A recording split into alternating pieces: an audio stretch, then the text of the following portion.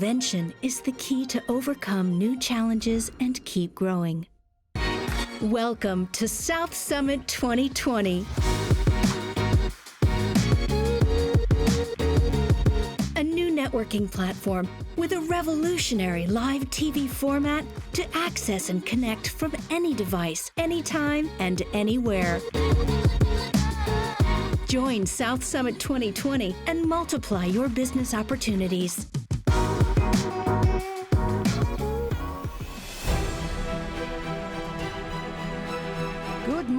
Good morning, and welcome to our second day at South Summit 2020.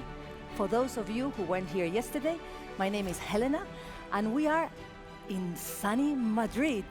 This year, though, we are more global and connected than ever, as we are broadcasting from New York, Singapore, Buenos Aires, Milan, London, Barcelona, San Francisco. As you can see, to infinity and beyond. I am thrilled to be your host on this beautiful South Summit set to bring you the mobility and smart infrastructure track, hosted by Ferrovial. Ferrovial, as many of you know, is one of the world's leading infrastructure operators and municipal services companies committed to developing sustainable solutions. Also, Ferrovial is something much more to us here at South Summit. It's our friend and it's been our dear partner since the beginning throughout so many years. So thank you, Ferrovial, for making it possible. Today, we will be taking a look about and talking a lot about mobility. And before we dive into this intense program, we have prepared, well, let me tell you about mobility.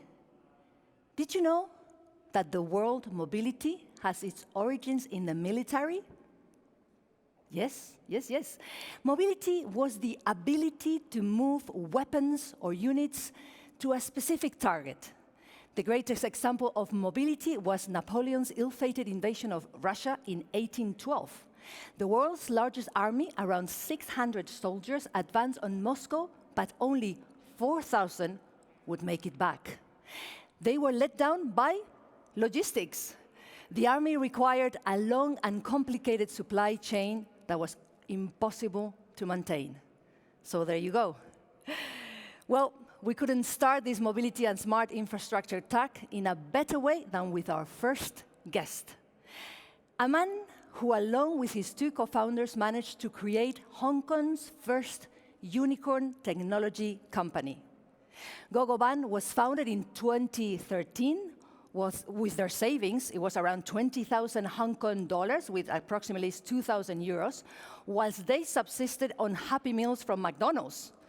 They established a sprawling online logistics and freight operation in hundreds of cities in 6 Asian markets. As a short-distance logistics platform, it counts more than 180,000 registered van and truck drivers, if I'm not mistaken, on its mobile application. No wonder he has been named one of the 30 under 30 Asian leaders in manufacturing and energy by Forbes magazine. It is a real pleasure to start the day with Reeve Kwan. Hello, Reeve. How are you? Lovely to see you. Lovely to see you, Reeve. Thank you for joining us. Where are you joining us from? Hong Kong? My pleasure. Yeah, my pleasure to join you. Excellent. Reeve, thank you for being with us today in South Summit to start the day. We have a lot of questions for you, but we don't have much time for many. So let me just go first one or two. Let's see how we're doing with time. Tell us, Reeve, what are the challenges in being multi-regional? Are there more similarities than differences between cities and regions? You are, I believe, in 300 cities in Asia, Southeast Asia. Yeah. I think for each market that we go to, I think we do have a challenges of localizing the specific way to transport their goods around the city. So basically, each market we go into, we need to do a lot of market research. We need to understand how the usual logistics, how they work, how the user behavior, how they transport, what kind of vehicles they are using, any kind of special requirement that each user or the drivers are using. So we need to do some extensive research before we go into the market. And after we head into market, we need to talk to a lot of customers, understand their needs, and then keep localizing our product to really fit their needs and go from there. Okay, was it easy to replicate then the model in the different markets? You just had a standard and then just replicate it, or it was a case by case in a way? To easily understand, we can duplicate some of it, replicate with a really basic function. But when you go to, let's say, vehicle types, because each country or each market will have different type of vehicles. Some use lorries, some use vans, some may use tricycles, some may use bikes. So a lot of different kind of vehicle types we need to tailor-made, and then all the extra requirements, right? Some markets may need you to carry up to the door. Some market you can drop it to the doorstep. So a lot of like this kind of localization that we need to do. Okay, I'm sure a lot of our viewers are wondering the same question. How do you compete with the big guys, the Amazons, DHL, and others that are in Southeast Asia area? What is your secret sauce? So our service level is compared to them is a little bit different. While maybe DHL or Amazon, they are focusing like supply chain, the food from end to end. Our target customer would be some small and medium corporates or even individuals, and then we're focusing on like same day and instant delivery, which the big guys are not really focusing on. So this is our edge to focusing on this niche market, and then actually this niche market is going bigger because the e-commerce is actually going bigger and bigger. A lot of like in Asia, a lot of like different platforms or let's say Facebook sellers, Instagram sellers, they to do a lot of like local logistics. So in this part, we can actually help and then deliver more efficiency and more fast. Okay, that's pretty clear. Tell us, Reeve, tell us a secret for any of the potential entrepreneurs that are watching or are into the logistics and want to discover the untapped existing opportunities in logistics in your area, in Southeast Asia, in the Asian Pacific area. Tell us, what's missing? I think in Southeast Asia, a lot of like digitalization opportunities are there because in Asia, I think still a lot of like traditional way of doing business. So a lot of opportunities how to digitalize them, I think is one of them. And then especially because of the pandemic, I think the e-commerce sector actually is going rocket high. I think how to help them to in terms of like warehousing or in terms of like in different parts in logistic supply chain, I think each part of it should have some more opportunities in between. So you are encouraging the entrepreneurs, whether in Southeast Asia or anywhere in the world, to go to that area now is a good moment. There's a lot of market. Yeah, because I think Asia is having the most rapid growth in terms of like e-commerce, online selling.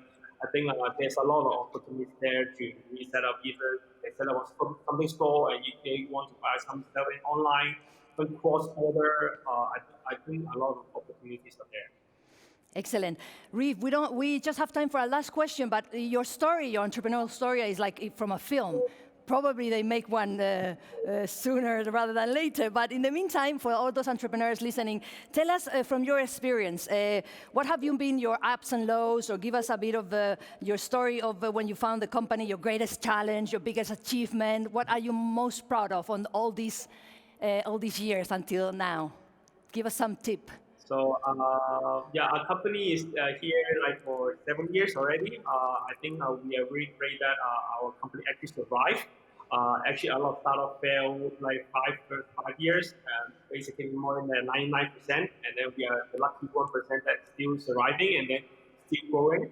I think we are taking our company into a different level. From at the beginning, we just served like in Hong Kong only, now expand to 300 cities across the Pacific region. And then our service offering is a bit more. Before they were just getting you van drivers. Now it's expand to all type of different vehicle types. I think this actually our company actually scaled from 0 to like more than 2,000 employees. I mean, as of now. So I think it was really good, and then we want to keep improving. And unfortunately, the low part is I think a lot of startups will be facing is like low on funding, right? I think quite openly we actually tell the public that we almost went back price. Excellent. So I think yeah, that will be some challenges. Reeve, we have to say goodbye already, but your story, Sure. as we can see, we don't need much money to start a successful startup, a business. We just need a good team of co-founders and a lot of passion and focus, which is, in your case, what happened. So thank you so much to Reeve Khan for starting the day with us here at South Summit, and we hope to see you in Madrid in 2021. Okay. Goodbye. Thank you, Reeve Khan. It was fantastic. What a story. Something to copy. We're going to now jump or move on into one of our favorite moments in South Summit, which is meeting our startups, the startup competition. Let me walk you, before we meet the first one, through the competition's dynamic. You were here yesterday, you already know, but just in case. In this track, we have 9 startups. We divided in 3 sections. We have 4 in mobility, 2 in smart infrastructure, and 3 in logistics solutions. They will do a 3-minute pitch, and they will answer a 30-second, they will have to give us a 30-second answer from 1 or 2 questions from our jury. We have a virtual and a physical jury here on the set today at South Summit. They will pick the 2 winners that will move on to tonight's final, based on whatever happens here today, and based as well on their criteria, which has 5 points: innovation, scalability, team, viability, and investability. So we have a top jury, a super busy jury today here. As usual, I'm going to come and say hello to some of our jury members here in South Summit. They came all the way. So we have here, oh my God, madre mía, a lot of people here. We have, I have to say first to my dear friend Nacho Mateo from IE, from IE University. We have Jose Maria Ciota from IES Business School, Jordi Escruela from Correos, Jorge from Renfe, from Tren Lab. Well, we have, I want to say with all the surnames, Ana Benavent, of course, from SACIR. We have Carolina from Prosegur, Carolina Garcia. We have Castor González from Demeter. Alberto Terol as well, from Alberto Terol. I have here Iberia, Iberia, of course. I was coming yesterday in Iberia. I'm super fan. We have everybody. Well, everybody. I'll be coming back to you guys. Get your questions ready, okay? Lovely to have you. Thank you so much for coming. Some of you are always here. Well, of course, the IE University and Correos, Renfe. Thank you. Thank you, guys, Acir, Prosegur. OK, let's come to this side, because we have a full house today. Before we jump into our first startup, let me come and say hello to some of our virtual jury. We call it the virtual jury. And we have here some friends as well from our partners. I see Nabil from DHL. And we have as well, what else? We have Silvia Mendez from ANL, Adrian Talbot from Ferrovial. You can say hello to the camera.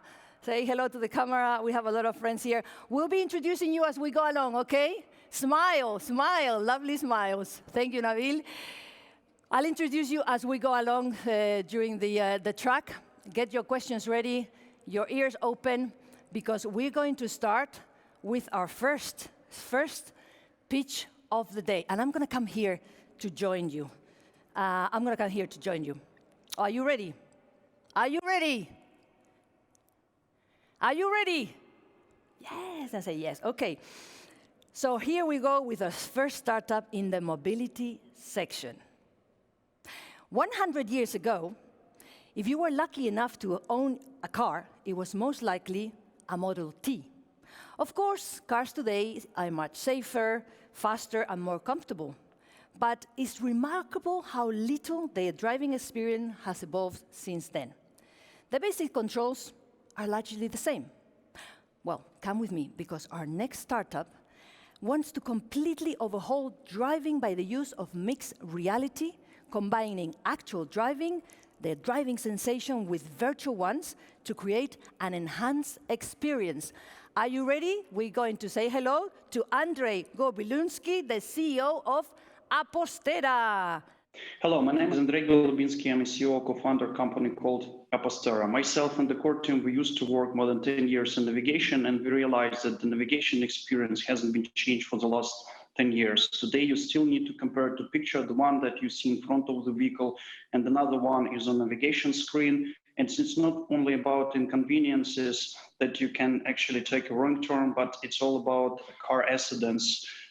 That there are actually 300,000 car accidents in UK alone.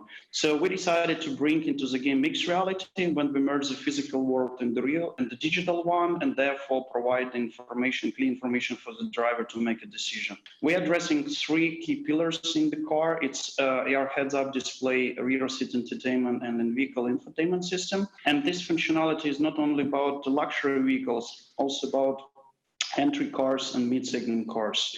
There are already 4 cars available on the market who are providing the AR functionality, but there is no car with mixed reality functionality yet. So we have a rich feature set that we're providing out of the box. The platform consists of the 3 pillars. We can actually adjust the platform based on the customer requirements. The company was founded in 2017. We have today the team of 105 engineers, and the solution already trusted by the premium OEMs. The very first contract we signed was the end of 2018. So the unique selling points, we have the most precise mixed reality navigation solution. It's very cost effective. We have no compromise on quality because we are a tier 1 company and supply software directly to OEMs.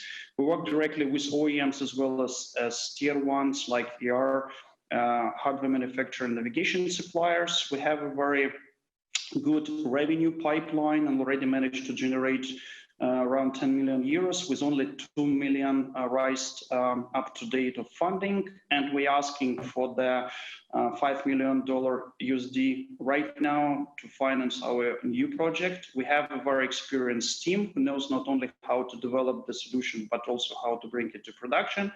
And yes, so as a summary, we are with the tier 1 company providing mixed reality solution for automotive and work with OEMs and navigation suppliers and AR heads-up manufacturers. Thank you very much for the attention. Excellent. That was Andrei Gobilinski from Apostera. I'm going to come here to see what our jury has to say about our first startup. Remember, I need to see your hands up. You're a lot of people, so please make sure you put your hand up if you have a question, so either myself or the production team can see you. Let's see any. We have our friend Nacho Mateo. I know the pressure is on. I'm coming here to see the jury at the South Summit at La Nave in Madrid. Nacho Mateo, and then as well we have, I think, Carolina, Ana. Perfect. Andrei, thank you for the presentation. Fantastic. You mentioned that you were looking for an investment round of 5 million for a new project, but can you give us more information for what are you looking for the investment for? Actually, in particular, we are talking about the expansion of our market, and we are going to launch an office in North America, and for this particular, we need this investment. Okay, thank you. You happy with that, Nacho? More or less. More or less. You didn't sound very convinced. Go ahead. We have Ana from Prosegur. Yes. Sorry, Ana Benavent from Sacyr. Yeah, it's more a technical question. Can you implement this system in any type of car, or you need a special screen or a special glass to do that? I mean, in my car bought last year, can I use this technology? Yes, actually we work with OEMs directly, meaning that of course it requires tight integration into the vehicle, but we are architecture agnostic, meaning that we can bring our software in any kind of the vehicle, depending on the sensors, depending on the equipment that you can have in the vehicle, we can enable the different features. But in principle, we can bring in our technology in any vehicle. It is true. You happy with that, Anna? I believe we have no more time, although we don't have more time, I'm sorry. I see some hands up there in the jury, virtual jury, but keep them for the next startup. You have to be very quick, because we have like 2, 4, 6, 8, 9 people here, plus all of you there, so first come, first served. Okay, we're gonna move on. This is TV, guys, so we're going to jump into our second conversation of the day. We're moving from the co-founder of Hong Kong's first unicorn to the founder of Spain's first unicorn. Today, I must be walking on a rainbow. Oh, la, la. A man with a mission. He's smiling, I can see. You liked that, didn't you? A man with a mission to make cities more habitable, where traveling is more comfortable and less pollutant. So he thought, what if we paid for the use of the vehicle instead of paying for the vehicle itself? And so, Cabify was born. That was in 2011. A lot has happened since. Let's talk about it with Cabify CEO Juan de Antonio. Juan, are you there? Hey. Hello. Great Juan, to be here again. It's lovely to see you. You know, you are a dear friend of South Summit. Every year we see you running around here, La Nave, either with friends, talking, so we miss you. Where are you now? I'm actually in Madrid. Okay. It's a pleasure to virtually be here this time. Excellent. You know, every time I take a Cabify, I think of you, and it's quite often. So, Juan, let me start jumping to our first question. We have a lot of questions for you, but let's see how we do, okay? We have to talk about COVID-19. Of course, you've been affected, and you've talked about it in several interviews lately. How has the COVID-19 changed the movement of people and goods in cities, and what scalable solutions will create a more sustainable urban mobility system, which is your dear mission, as I was saying? Yeah, so I mean, during the pandemic, in many cities, we've had lockdowns, and during the lockdowns, you could go out on the street and do certain things, and you would notice that there would be the typical traffic of cities wasn't there anymore, and you could actually enjoy, for those few minutes that you had available to be on the street, you could enjoy the city more. The reality is that 70 to 80% of our cities, of the space of our cities, is reserved for private vehicles, and that doesn't make a lot of sense. So, I mean, out of a crisis, out of a pandemic, positive changes can emerge. I'm sure we can leverage those learnings to rethink our cities and to start to make them more habitable for its citizens. We're starting to see many more people using bicycles, cities creating more bike lanes. So our hope is that we learn from this, and as opposed to using more private vehicles, we find more sustainable ways to move around the city. Okay, Juan, so in that sense, as I was asking Riv before, from his experience, to give us some tips to new entrepreneurs or entrepreneurs that are actually in this track, in this sector, how, in case of the Spanish startups or any startup, but what are the opportunities that you would tell them, or that if you started again, you would jump into right now at this time towards that goal, towards that sustainability, and that, what are the opportunities that you see? I mean, change generates opportunities, and now people preferences are changing. Now we worry more about safety, we worry more about security, attributes that a while ago maybe were not that relevant in some decisions. So I would urge entrepreneurs to look at how people's needs are changing and react quickly to them and adapt. If you keep on doing the same thing that you were doing and ignore the changes in the environment, you're going to miss on a lot of opportunities. Recently, I mean, talking about our company, we decided to support this transition towards a more sustainable way of moving around cities, and support the launch of a business that revolves around owning bicycles and making sure that you can use your bicycle in a city. So never stop innovating and reacting to the changes, because that's when you have your advantage is that you can move faster than big companies. So try to leverage that and react quickly.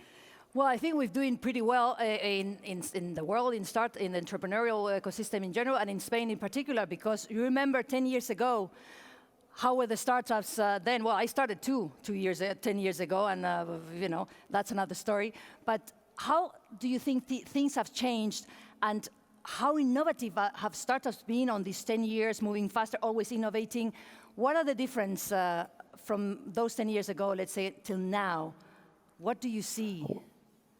So in Spain, 10 years ago, it was challenging to start a company. It was not, I mean, your mom would ask you, are you sure? What are you doing? Why are you going to keep this job and start something on your own? And the situation now is different. There are, I mean, people feel proud of having friends who have started a company.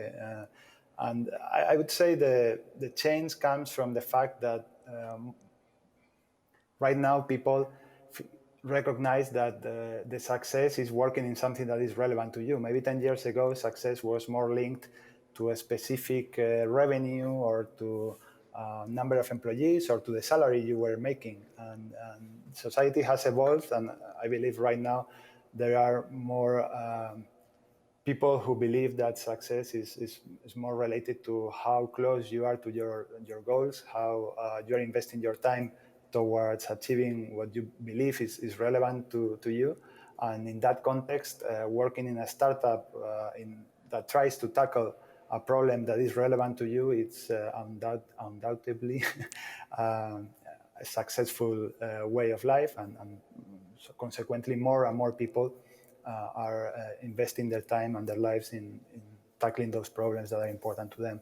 So, I mean, a decade has gone by, and not without notice. It's a very different world and a much better place. So, Juan, we can say we have the two P's now. It's not only profitability, but also purpose.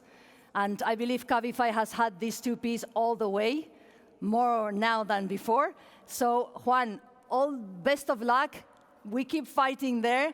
We hope to see you around these corridors in La Nave in South Summit soon, at least in 2021. And in the meantime, we all take Cabify. So big kiss to Juan de Antonio, dear friend from Cabify. Thank you, Juan de Antonio. We have to continue with the program. There's no rest, I know. And we're going to go into our second startup, the second startup of the day.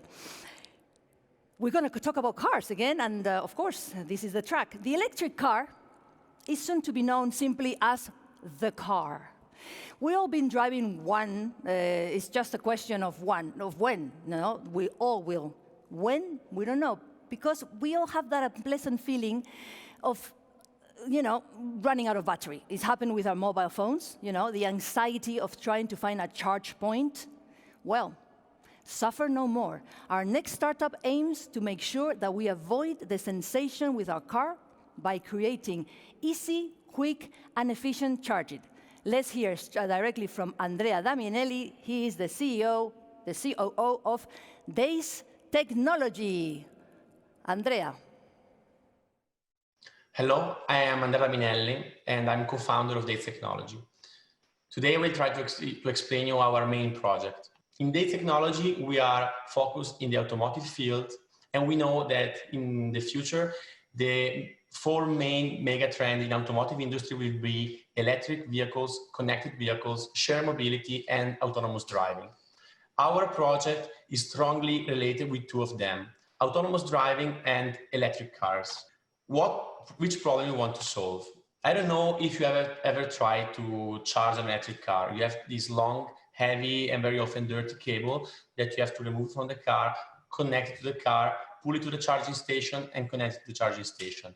When the car is charged, everything backward. This thing every day, and sometimes more times than 1 time in a day. DatesPlug is our solution to this problem. DatesPlug completely eliminates the cable. How it's working? In this video, I will show you how it's working. The system is made of 2 parts, an off-board unit that stays on the floor of the garage and an onboard unit that you have to install under the car. When the car is parked, the system starts looking for the connector under the car. It aligns itself, so you can also park not precisely, and it connects, creating a real connection. It's not a wireless system. It's an automatic conductive charger. So the comparison between the other technology, the cable, of course, the cable is not automatic. You need to handle the cable. You can't forget about connecting the cable. And with the cable, you have encumbrance around the garage. You have the cable around, it can be dangerous. So the AC plug is automatic, it's like an inductive charger, but why is different from an inductive charger? Because with the AC plug, you can park not precisely. The system is automatically correcting the parking. It's much more efficient. It can go high power, and it doesn't have dangerous magnetic field around the garage. Our current situation is that we are starting a collaboration with an Italian car maker to have our system on series car by the end of 2022. Our next step will be to have a standard of this system, and we would like to reach other car makers. Our team, we are 14 people. We are mainly a technical team, but we are also focused in industrial process, and we are approaching right now the marketing area. This is our partner, NLX, Engie, and Daminelli is a family company supporting us in the industry area. Thank you very much. Thank you to Andrea Daminelli. He is from Italy, and we had a startup from Germany, a startup from Italy. We're going to walk here to the virtual jury. Yes, you can see me coming. I am coming. Oh, we have a question here, I believe. Kei Shimada from IBM. Whenever you're ready, we're going to fly you to ask your question straight to Andrea. Come on with me. Whenever we see you here, Kei, there you are. Yep. There we go. I see my face now. Good. Yes, 1 second. Okay. Andrea, remember you have 30 seconds to answer the question. Okay? No pressure. Ready, Kei, whenever you're ready. Okay. This is a fantastic idea. I was just wondering how easy the installation is in the garage, and what happens when you need a repair and take it out of the garage. How costly is it? If you're talking about the installation of the ground unit, is absolutely easy. It's designed to not be fixed on the garage. It's just plug and play. You place it on the floor of the garage and connect it to the power supply, and it's working. It can be costly, the reparation, because you have to send, of course, the device. But it's exactly like a washing machine or any domestic electronic machine that you have in your house. It's the same. Excellent. Thank you, Andrea. Time was up. Thank you for that question, Kei. I'm going to come back here to our... Thank you. You happy with that, Kei? I'm always happy. Okay, I'm going to see, I have to leave the virtual wall. Oh, we are very active today. We have a jury, my God. Thank God I didn't bring my high heels. Did you notice? Because I'm doing kilometers here, up and down, up and down. We have Nacho Mateo, he's quick. Nacho Mateo from IE University. Thank you. Andrea, congratulations for the presentation. I totally agree with Kei. Your product is fantastic. Quick question. At what development stage are you guys right now? And if you need any kind of certification to start selling the product, or at what stage are you right now? Right now, our prototype is at a level of maturity as in automotive is sample A.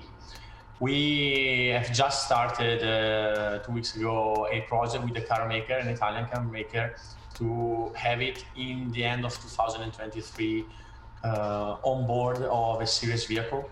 And so, as you understand, we need like 3 years of developing. Also, the most difficult development is coming from the onboard unit that has to be certified with automotive standard and so on. And the ground unit is industrial standards, so it's a little bit easier, but the two development goes together. And yes, we need like 3 years of development. And today is sample A.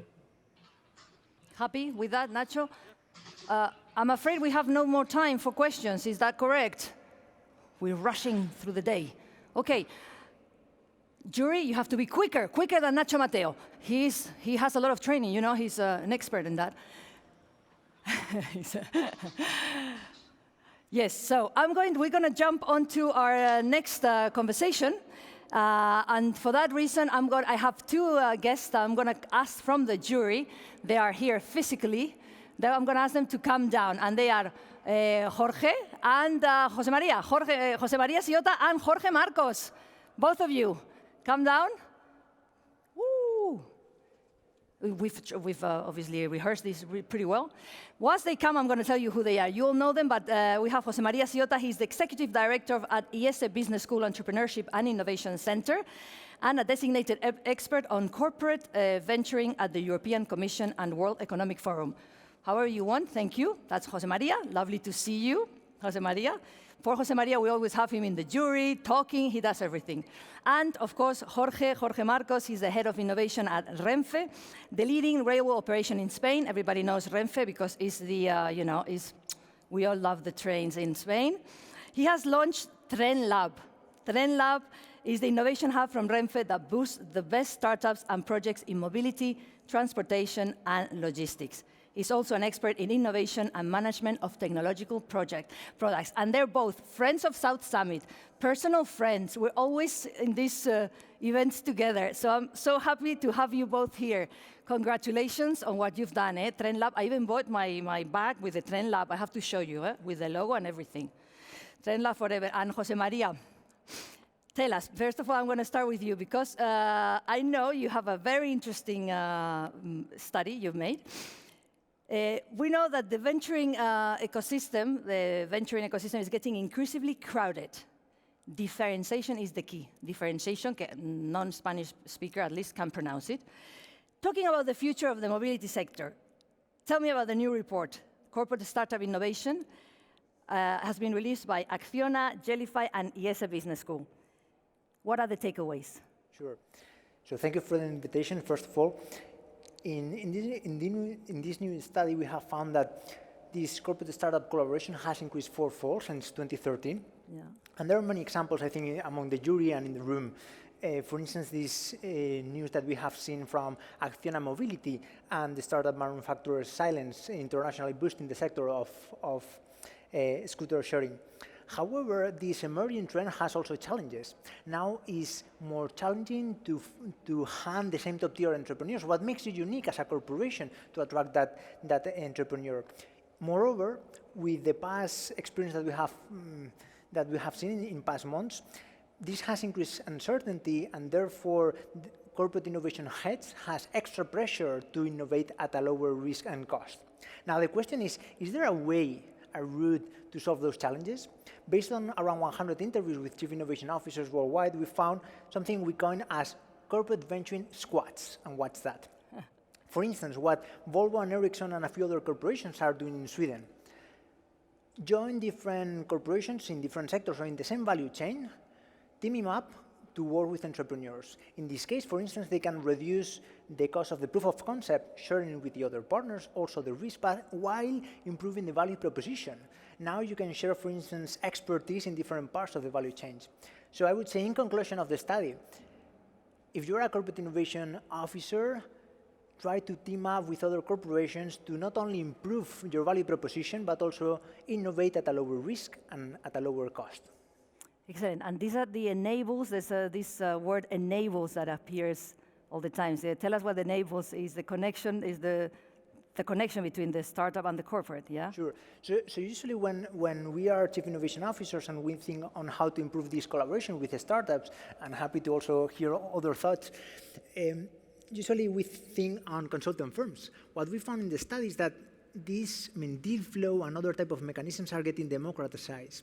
And now it's not only the role of consulting firms, but also private accelerators, venture capital firms, business angels, embassies, and more. So this enabler is any institution or person that can improve, boost, enhance that collaboration between the corporation and the startup. Excellent. I love it, enable. You will tell us later where we can download this report. It's free, and we can all read it. But I'm going to go with Jorge. Tell us about Tren Lab, our dear Tren Lab. Come on, I know everything about, almost everything. Tell us about Tren Lab. Since the launch in 2018, what are the results, and what are your plans for the future? Yeah, it's a pleasure to be here with you, Elena, Maria, sharing this conversation. And thank you to the organization for the invitation. Yes, there has been 2 very intense years of work at Tren Lab since we launched it here at the South Summit 2018. And in this time, we have made 3 calls for startups and accelerated 12 startups. We had pretty good response from the ecosystem because we received from more than 800 registered startups. And it was difficult to select these 12, but it's a very personalized program in which we collaborate very strongly with the startup. So we have to dedicate our resources to very few of them. And during these years, we have made pilots and proof of concepts with the startups, but we want more. We have been, let's say, satisfied with the collaboration, but we want more to go deeper and to strengthen our relationship. And we are enhancing our goal, or the model of relationship with the startup in order to be able to commercialize the products together or to work commercially with them. And we hope to launch this new model in the coming months in the 4th call that we are preparing right now. When is that 4th call? For the end of the year? Is this confidential information? I'll call you to tell you. We don't know. He doesn't want to say. Jorge, just tell us, what are you looking for? You want more? What is it? Maybe somebody's listening and say, well, that's me. He's talking about me. Tell me in 3 words, what are you looking for? We want more of what? What type of... We have launched always challenges related with our sector, with our activity, obviously, transport, mobility, logistics, and with focus on digitalization. So okay. So that would be your dream. Our headline, yes. As we say, the Carta a los Reyes Magos. They say our Christmas present will be digitalization. Yeah, we are looking for startups that you say, wow. Wow. We are looking for surprise. Okay, there you know the surprise. Jose Maria, just tell us where we can read this fantastic study, the report. Where can we download it? Sure. So this study with Acciona, Jellyfy, and ESA, you can download just Googling corporate venturing ecosystems. Okay. First slot. First, it's easy, it's there, it's new. So I want to say thank you to both Jose Maria and Jorge. Send a big kiss to Telmo Perez and all the team in innovation in Acciona as well. And of course to Tren Lab and all the team, Inés Oliveira at Guaira Telefónica, because they work together. So thank you, Jose Maria, the ESA, and Renfe Tren Lab for coming. Go back to your jury because your job hasn't finished. You're not done yet. And we continue with our next number 3, our 3rd startup. This one is coming from Spain. And our next startup will build the right synthetic data to speed up your development of next generation perception systems. And if that means nothing to you, you are not alone. In simple terms, these guys simulate the right eyes in the virtual world so that AI brains can make better sense of the real world. And they adapt these virtual eyes to many different situations and applications. We're going to hear everything about it from Victor González. He is the CEO of Anyverse. Hello, Victor. When you're ready, your 3 minutes. Hello, I'm Victor González, founder and CEO of Anyverse. Today, the world is racing toward higher levels of autonomy in many different industries and applications. Autonomous vehicles, delivery drones, robots, or smart cameras are just samples of the wide range of opportunities arising today. To build those systems, advanced artificial intelligence algorithms are needed. However, there is a fundamental limitation that prevents the market to accelerate. Those systems need vast amounts of data for their training and testing processes.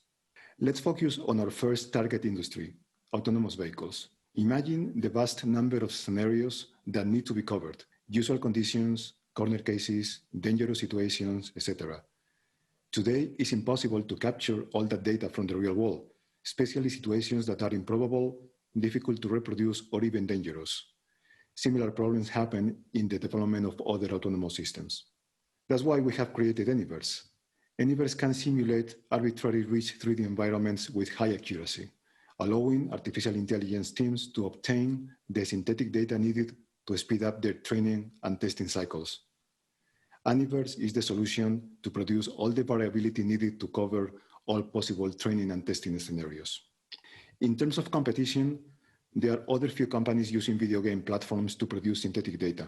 We don't think this approach is good enough due to accuracy issues. Video games cannot simulate light, materials, cameras, and sensors in a physical way. Artificial intelligence developers require reliable data to train and develop their systems properly. And that's exactly the exclusiveness of our solution, Anyverse. We provide accuracy. The estimated market size for simulation technologies is in the few billions mark. Our industry targets are initially the automotive and drone sectors. Those sectors are growing and suppose only a fraction of all the possibilities for Anyverse in the future.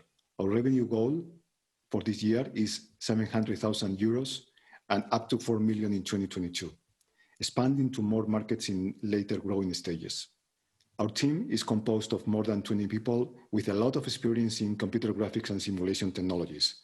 In fact, we have been developing simulation technologies for more than 20 years before starting this new business. Additionally, we count with a special advisor in Silicon Valley, Glenn Osaka, who is helping us in strategy and business development.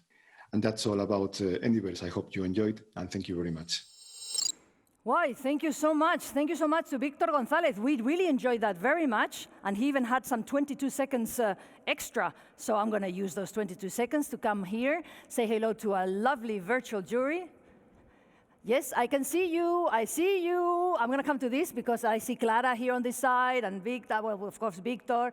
So I'm going to come to this side, and we have Adrian Talbot from Ferrovial to ask a question.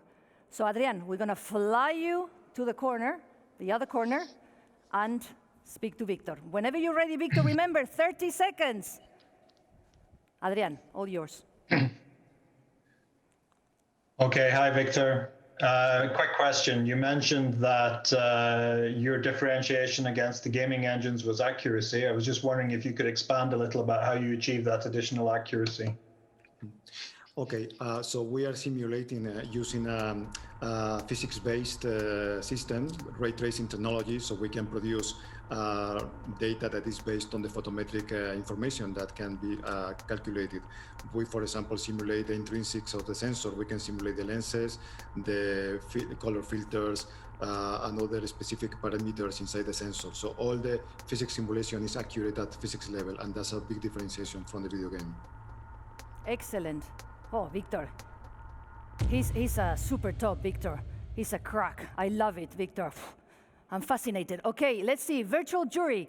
Do we have questions here from the virtual jury? I'm going to come to this side to see Clara. Clara, lovely to see you there. Michael, let me see. Do we have any hands? Remember, you have to raise your hand so we can see you. Do we have anybody here in the virtual? Oh, they're in shock. Everything is clear. I don't know if we have any further questions from our physical jury. I think we can continue because Victor, I told you, he is a crack. I'm sorry, it's not because I'm Spanish, it's Spanish, nothing to do with that. But he did a really good pitch, didn't he? Just say yes. Jury, yes, you see? I love it, I have the power. Okay, we have a chat now, a fantastic chat, and I see he's already ready. Hey, Nicolas. Okay, I'm gonna walk back then to see you. And in the meantime, we're gonna talk about the infrastructure for the connected and autonomous vehicle. Is this right? Yes. Is this right? I'm so happy I brought my low heels. I'm going to sit down at last. Hello, how are you? Nicolas, lovely to see you. Nicolas Rubio, he's the operations director at Cintra. Yeah. Cintra is the transportation infrastructure development arm of the infrastructure of Ferrovial. That's it. So it's Ferrovial. Yes. Ferrovial has a lot of different companies inside. Yeah. Cintra operates on 4 continents with managed assets in excess of $25 billion. That's correct. Right.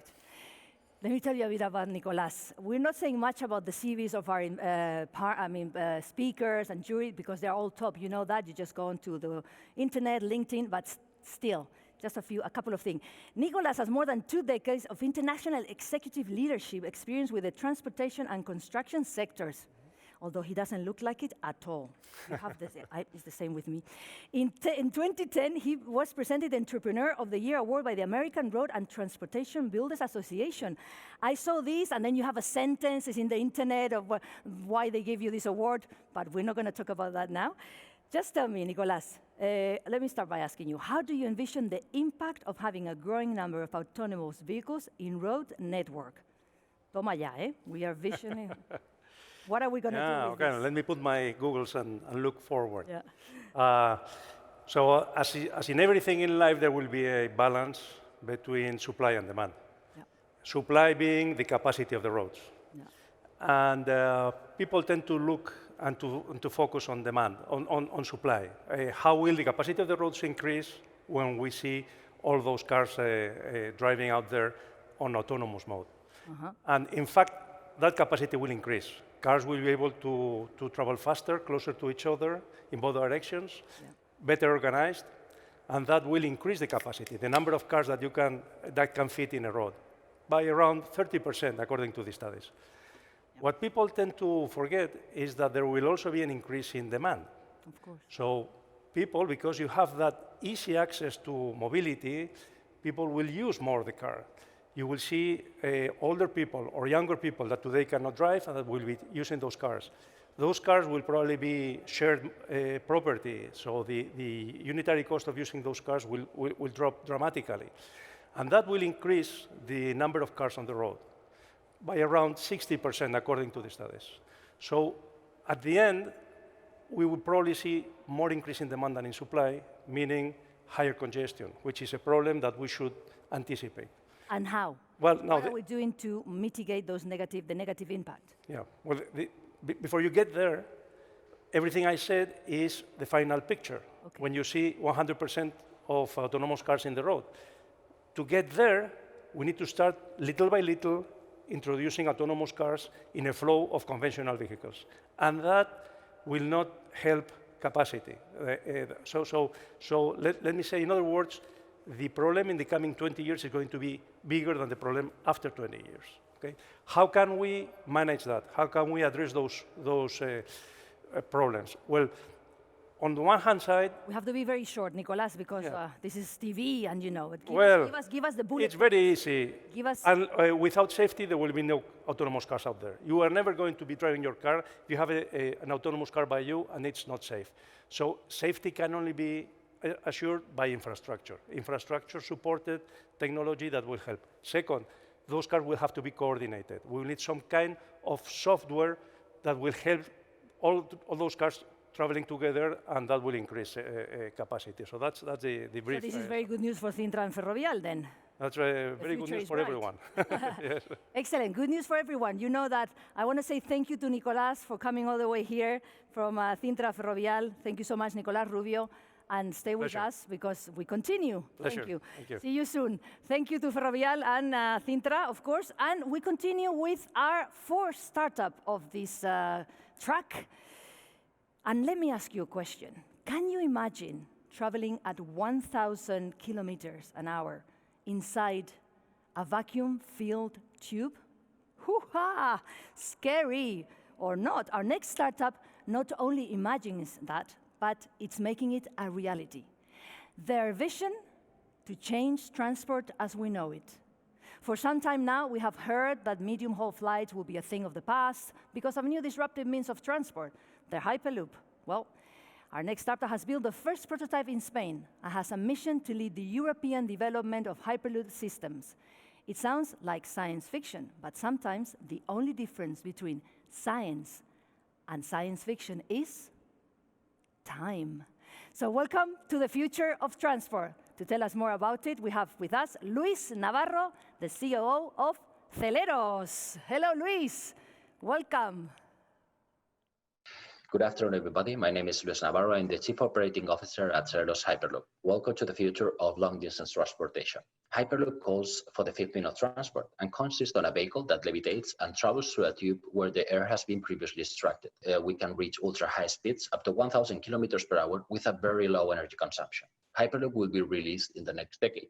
Why? Because it's a lever to decarbonize our economy. Transport is one of our main pollutants, and Hyperloop can substitute polluting alternative means of transport in order to bring a zero-emissions transport system. Socio-demographic changes, such as the overpopulation of cities, will demand new mobility means, and Hyperloop is a good solution to connect cities center to center.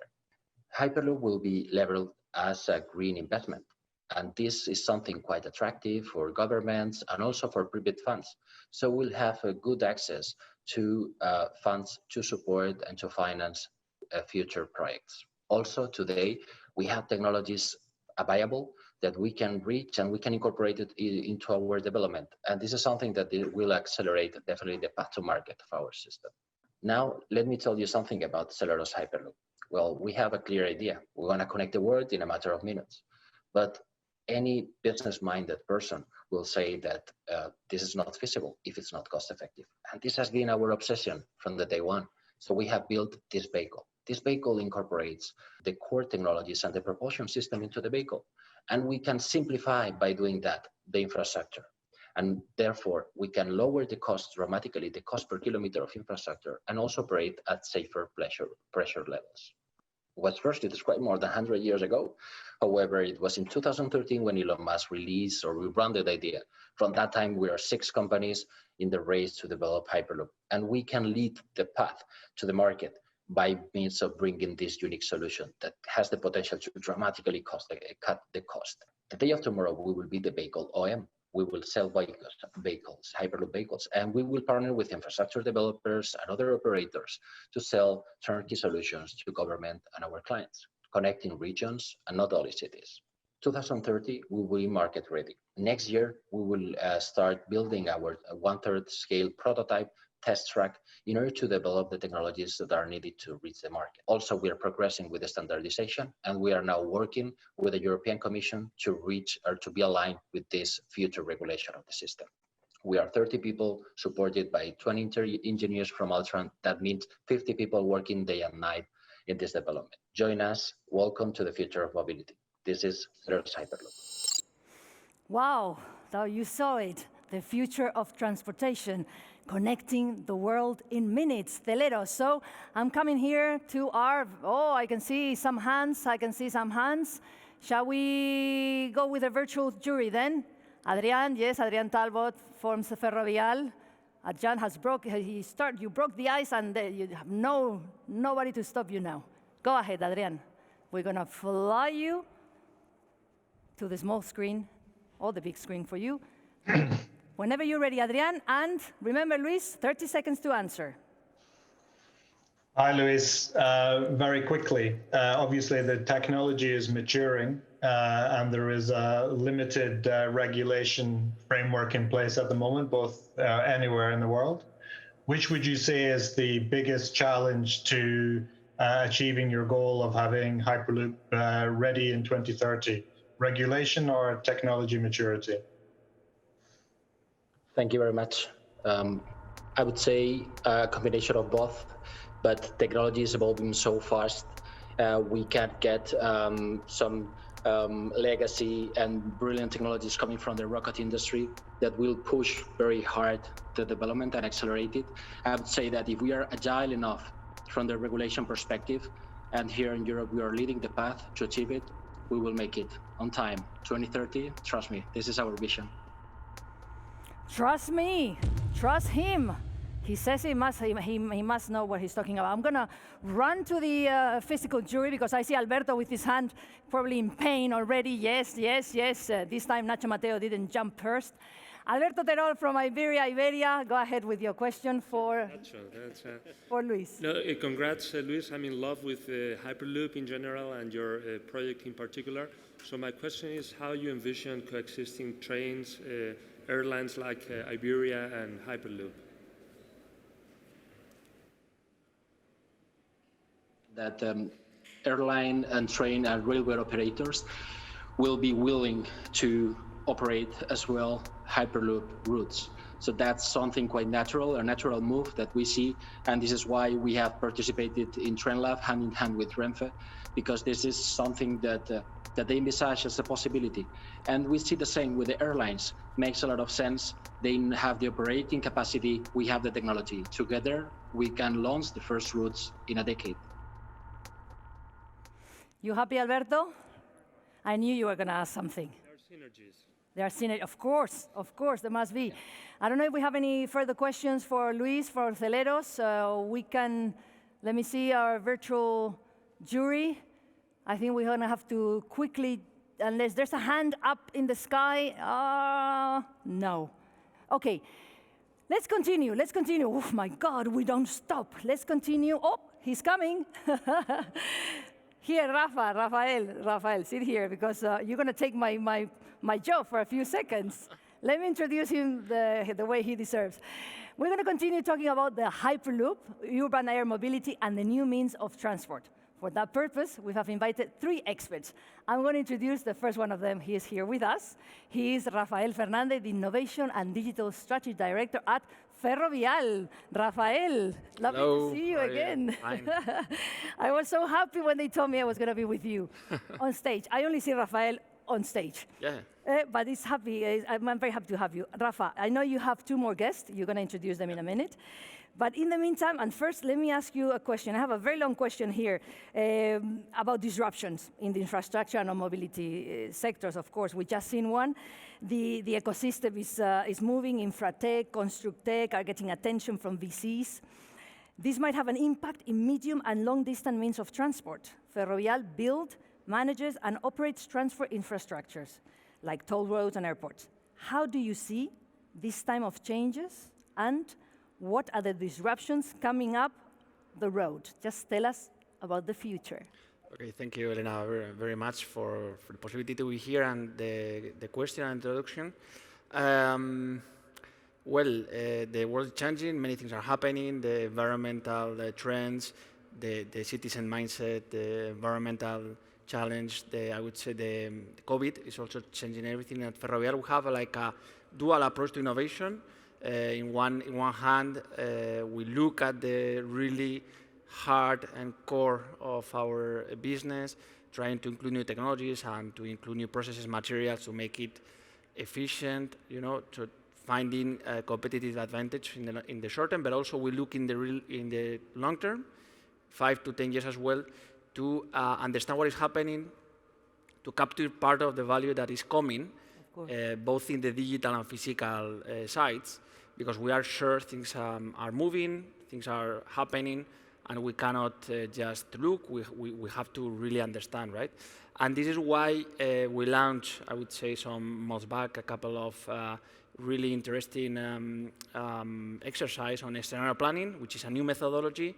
And this is why we try to work with the more brilliant minds in the world, coming from the really disruptive startups that there are many in US, in Europe, in Asia, right?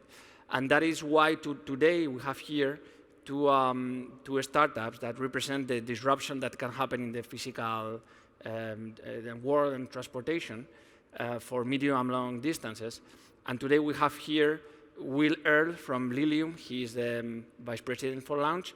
And we have also Andres de Leon, that is the CEO of Hyperloop Transportation Technologies.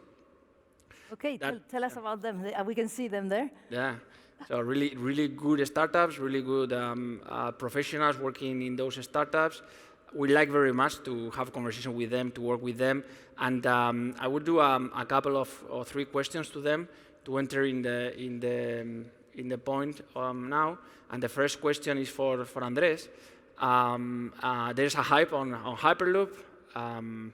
There are investors coming and money, smart money coming into the field. But I would like to Andres, to let us know what is your thinking about how real is this and what is the value proposition that you are putting in the market? Thank you, Rafa. Hyperloop is real. It's here. We are the first company that was developed to develop the Hyperloop, and we have 3 projects right now. We have a project in Toulouse.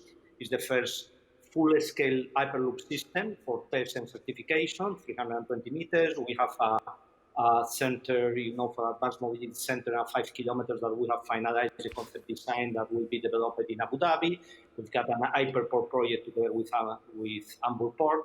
And our value proposition from the beginning was very, very clear. We wanted to create a system that is efficient, and profitable, and also a system that doesn't rely on public subsidies, a system that is sustainable, and increase and improve drastically, the passenger experience. Thank you, Andres. And Will from Lilium. In your case, what is, the proposition you are putting in the market in order to transform the urban mobility? Sure. Lilium's mission is really to enable anyone to fly anywhere, anytime. So not only taking the time savings and the elements of a magical customer experience, which we fully agree with you, Andres, as well, but actually taking that and developing through an integrated technology approach. So we design and build not only the aircraft, but also the customer service and the booking platform itself for future urban air mobility. Our aim is really to expand people's radius of life, enabling them to connect between different cities at high speed, but without the requirements of heavy infrastructure investment on the ground, be that road or rail. We aim to do this in a low noise, fully sustainable way as well, so that actually you're able to still do more, to go further, to go faster, but not have such an impact on the environment. Great, thank you very much. And continuing with you, Will, what has to happen in order urban air mobility to be real in 2024, 2025? Sure. I mean, for us, it's really about three pieces of execution now. On one side, we're certifying the aircraft. We're working through that design and construction of the aircraft itself with European and US regulators. We have some of the top minds from the aviation world on that. And of course, in order for people to accept this service, it has to be proved to be totally safe. So we're absolutely about meeting that standard as well. In parallel, we're building up internally our industrial capabilities so that in a few years we can churn out not just hundreds, but eventually thousands of these aircraft, really being able to address this market across the world. And then, of course, in parallel, we build the market itself. So making sure with partners that there are places to land, making sure that we have the vertiports that we need, and of course, making sure that the operations are in place and that people really understand this concept well, so that they're comfortable getting on this aircraft. Great, thank you. And Andres, for Hyperloop, right? What are the roadblocks? What should happen? Is regulation, technologies, user acceptance? What are your thoughts about? Well, technology is already developed. We are ready to build. But of course, we need to build our commercial prototype in Al Khaimah, in Abu Dhabi. This is a place where we will demonstrate not only that Hyperloop works, but that works in a reliable way. We work according to the CapEx, OpEx assumptions that we have in our business plan, everything. But the most important thing, of course, is regulation. So, a lot of things are happening right now on that, but definitely we need to continue working on developing that regulation. That is the biggest or the biggest question to address right now. Great, thank you, Andres. And Andres, what do you think is the role of infrastructure that a company like Ferrovial can put in the table as well? Well, as you know, because we have talked sometimes, we are building the Hyperloop with the idea of being a network straight. Okay, we are building the technology together with our technological partners, and we want to license that technology to accelerate the time to market to the infrastructure companies and to the transportation companies. So the infra companies will be, in our view, the people that will manage the infra part of the system, like today the airports, exactly the same. And they will be selling slots to companies like Renfe, Iberia, or other kind of companies, that wants to be the transportation operator. In addition to that, we know that Ferrovial has a very, very clear goal to go in innovation and to work, in infratech, and that there are multiple areas where we can collaborate, to develop the technology in this infra world that needs really innovation. Thank you. Rafael, we have to finish. Yeah, Will, last question for you. So what do you think is the role for infrastructure? Sure, very, very quickly, because I know we're up against it. I think the good news for Ferrovial and for incumbents is that we're looking to work with developers, construction businesses, those that operate infrastructure as well. Without this infrastructure, without places to land, a service like Lilium, of course, doesn't work. And we think that there's some very exciting businesses, of course, like Ferrovial, who are so focused on innovation that we think there's a huge opportunity to partner in this. Thank you very much, Will, connecting from Germany, and Andres connecting from Dubai.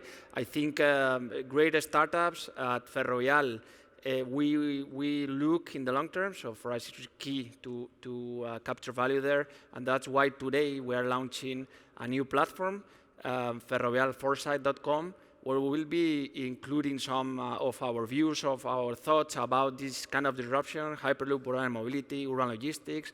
Connected autonomous vehicle also will be the platform to connect with the ecosystem. So we call all the startups to come and join us there. Thank you very much. Excellent, excellent news, Rafael. Great. Well, I have to say that's great news. Thank you to Will from Lilium and Andres from Hyperloop, and of course, Rafael Fernandez as Innovation and Digital Strategy Director at Ferrovial. That, as you can see, he can do my job really well, but I really doubt I can do yours. So thank you, Rafael, and of course, thank you to Ferrovial for making it possible. We'll continue. I'm going to invite Rafael to stay with us on the set here around La Nave, because we're going to jump into the next section of today's program about the startup, the startup competition and the whole program, which is the smart infrastructure. Startup number 5. Jury, ready, everybody? Yes, they say yes. Our next startup saves lives and saves money. How? Through the use of AI, and thanks to a unique team of industry professionals with unrivaled with great experience, they extract actionable information from mega infrastructures, so tunnels, bridges, to be used in preventive maintenance. Cool, right? Let's hear it from Saar Dickman. He's the CEO of Dynamic Infrastructure. Hello, Saar. Whenever you're ready.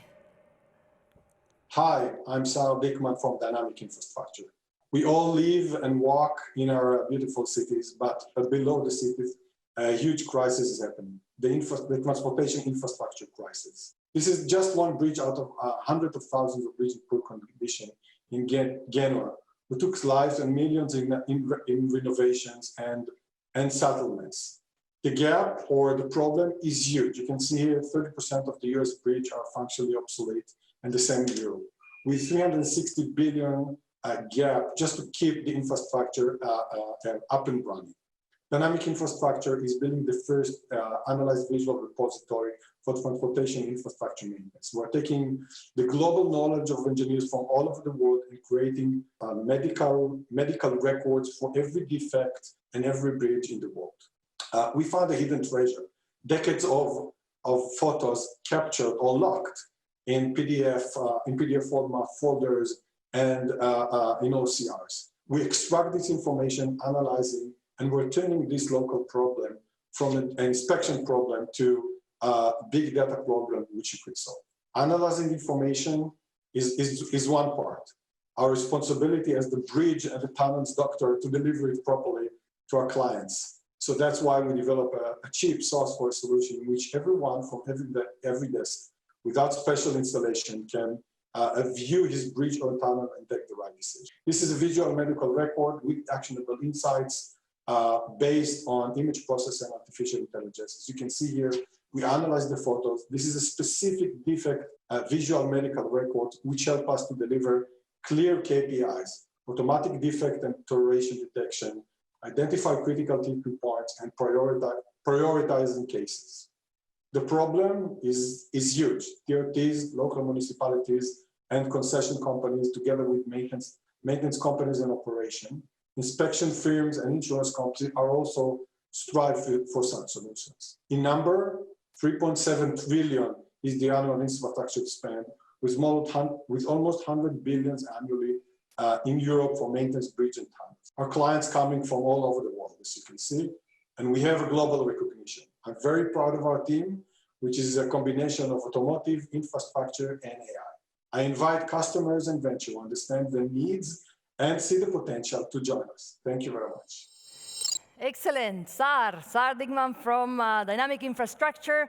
We take that invitation. And before I move, let me see.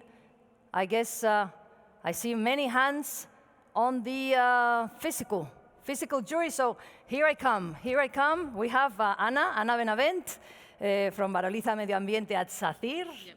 Ana, she came all the way from Valencia. Yes. Thank you very much. Very interesting. I'm curious to know about those real-time alerts. How close they are to a real failure of the infrastructure. So how much margin do you have before something bad happens, and what makes you different from normal calculation softwares that are out in the market? Thank you very much for the question. So you have to understand that we're taking years or decades of information, visual information, and analyze it. We're not in the construction part, we're in the maintenance part, which means we're planning 30 and 40 years of maintenance. So if you detect a single deterioration that's running faster or or abnormal way now, you have more than one budget year to fix it usually. Usually you don't need us for crises, just for the preventive and the tipping points. Thank you. Thank you, Anna. Now that we are here, from your experience at Satir, I want to ask you, how do you think we can accelerate smart city development and meet the needs of citizens in terms of mobility, sustainability, etc.? Yeah. Well, I think cities of the future will be cities that will anticipate the needs of the citizens, and it's something that we're already seeing, like smart dynamics. The previous startup, they already are detecting those needs for repairing infrastructure. So that's something that we do every day at Satir. We use IoT and artificial intelligence to anticipate those needs. For example, we have sensors in waste collection bins, so we can determine the filling rate of those containers, so we can send the truck to go and pick it up, because it doesn't make any sense if it's empty to go and pick it up. Same for city management decisions. They are based and geared by data. So we use that data to plan all the activities around the city.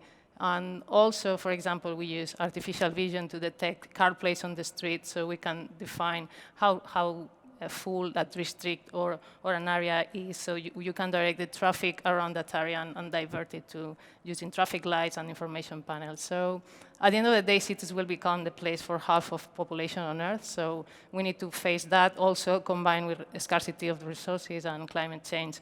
I think IoT and artificial intelligence, all those technologies are helping making cities smarter and day-to-day easier for our citizens. So I think it's a good start. It's a good start, but we have a lot of work to do. Huh? It's a fascinating future. Thank you so much, Anna. I'm taking advantage of our jury here to ask questions sometimes, because they're not just here. Well, I can see Carolina taking notes, and they have this paper for each startup, and she's filling up. She's done her homework, because I was with her on makeup, and she has all her homework done. I can see you, and we are drinking water, although it looks like. No, it's water. Don't get mistaken. We want our jury fresh and ready to jump. I want more questions. Thank you, Anna. Thank you, Carolina, for such a good job. I can see Kei Shimada from IBM. Come on, go ahead. I'm gonna see you here. Okay, great presentation. I'm actually from New York, and I know the bridges around there. So my question is, how is there a specific resolution in which the pictures should be in, and how much data do you need for each bridge or infrastructure to be able to analyze the structures?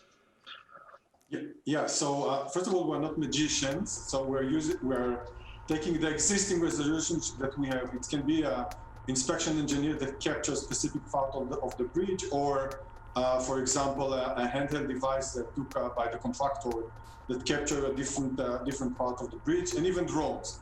So that's for the good part. But if we're talking on tunnels and you have very poor lighting and you just capture with a very low resolution, obviously detection will be much lower. Right on time. Right on time, SAR. I forgot to say, obviously, SAR and dynamic infrastructure is coming all the way from the USA. Thank you so much for that question to our jury, virtual and physical. We have no time for more questions for the moment, because we have to jump to the next startup. Our next startup comes from the United Kingdom, and they don't think small. No, they aim to solve the chronic global housing shortage by shaking up the antiquated construction industry. Their vision is to redefine the way homes are designed, procured, and built. To tell us about it, we have with us Chris Bone. He's the CEO of Modulus. Hello, Chris. Welcome. My name is Chris Bone. I'm the co-founder and CEO of Modulus, a London-based construction technology business. The world has a chronic housing shortage. We need to build 500 million new homes at a cost of around $16 trillion just to keep pace, and we don't have the industry to deliver it. Our founding group has extensive experience, having developed, designed and built many major projects around the world, including BBC Broadcasting House, Arsenal's Emirates Stadium, Dubai Expo, and Google's headquarters in California. In 2017, whilst running our own consulting firm, we decided to pivot and digitize ourselves such that we could transform the housing industry and deliver homes at scale and pace. In order to do so, we developed a standardized kit of parts from which to build the homes. Factories are constraining and asset heavy, so we decided to use other people's closer to the project. And we decided to integrate the supply chain and use it more like the automotive industry. Our kit of parts is high performing, not only to help us achieve net zero energy use, but to ensure we deliver safe and comfortable homes for our residents. The kit of parts is one of 3 key data sets that our technology uses, the others being the building codes and legislation, and the client's brief, what it is that the client wants to build. So the client can jump onto the platform, they can set up their project, they can then upload the plot of land that they wish to develop. They can then feed in the data around what they want to build, the building typology, multi-story, the mix of 1, 2, 3 bedroom apartments, the maximum buildable height, the extensive external space, whatever it is that they want to build. And then with that data, the building codes legislation and the kit of parts, they can then run thousands of iterations of that building on that site. In the first instance, we're assessing feasibility, return on investment. We understand the build costs, we understand the land values, and from that we can actually calculate what's feasible and what's not. Once they pick their favorite options, 1, 2, maybe 3, we can then refine them using engineering software that we use every day. Thermal modeling, wind modeling. In this case, we're using daylight modeling to understand the orientation of the building on the site. Once done so, we can then import that into a BIM model. We can then start to refine it. We can start to look at the internal layouts. We can even start to look at the external facade and make changes as we deem necessary. Same with the internal fit out. What this does is allows us to get to a very detailed level of design very, very quickly and allow the client to make informed decisions. And because we know the cost of every component in the building, we can give them cost and program data as well. We have a very strong supply chain helping us deliver the homes, mainly around logistics, technology and component supply. We're working on 5 pilot projects in the UK, which constitute around 150 homes. We'll generate an estimated revenue of 30 million euros this year. Already looking at projects in Austria, Germany and in the US. Not only can we deliver quality homes at pace, but we can scale nationally and internationally as we strive to contribute to the housing crisis whilst delivering quality, comfortable and affordable homes to those in need. Thank you. Wow, whoa, whoa, whoa, right on time. Right on time. Thank you so much, Chris Bone, here from Modulus. I'm gonna jump onto our virtual jury here, which I'm sure you have questions. Come on, Nabil, I can see you. I was gonna say, please, not Adrian again. Yes, of course, Nabil. Adrian, yes, I'm expecting one for you every time now. Don't disappoint me. But Nabil was quicker. So, Nabil, from DHL, whenever you're ready. We fly you. I'm gonna stay here. We fly you there. Go ahead, Okay, Nabil. great. Hi, Chris. Great presentation, very interesting. Can you share with us a bit around the focus of the company? So you talked a lot about residential real estate. There's a huge transformation going on right now because of COVID and the need of repurposing assets with online growth. Can you talk about like warehousing space and how you're looking at that space as well? We are looking at the residential space because that's where we feel there's a demand, but the system can be applied to any other different types of building typologies. Is that what you're asking about? Yes.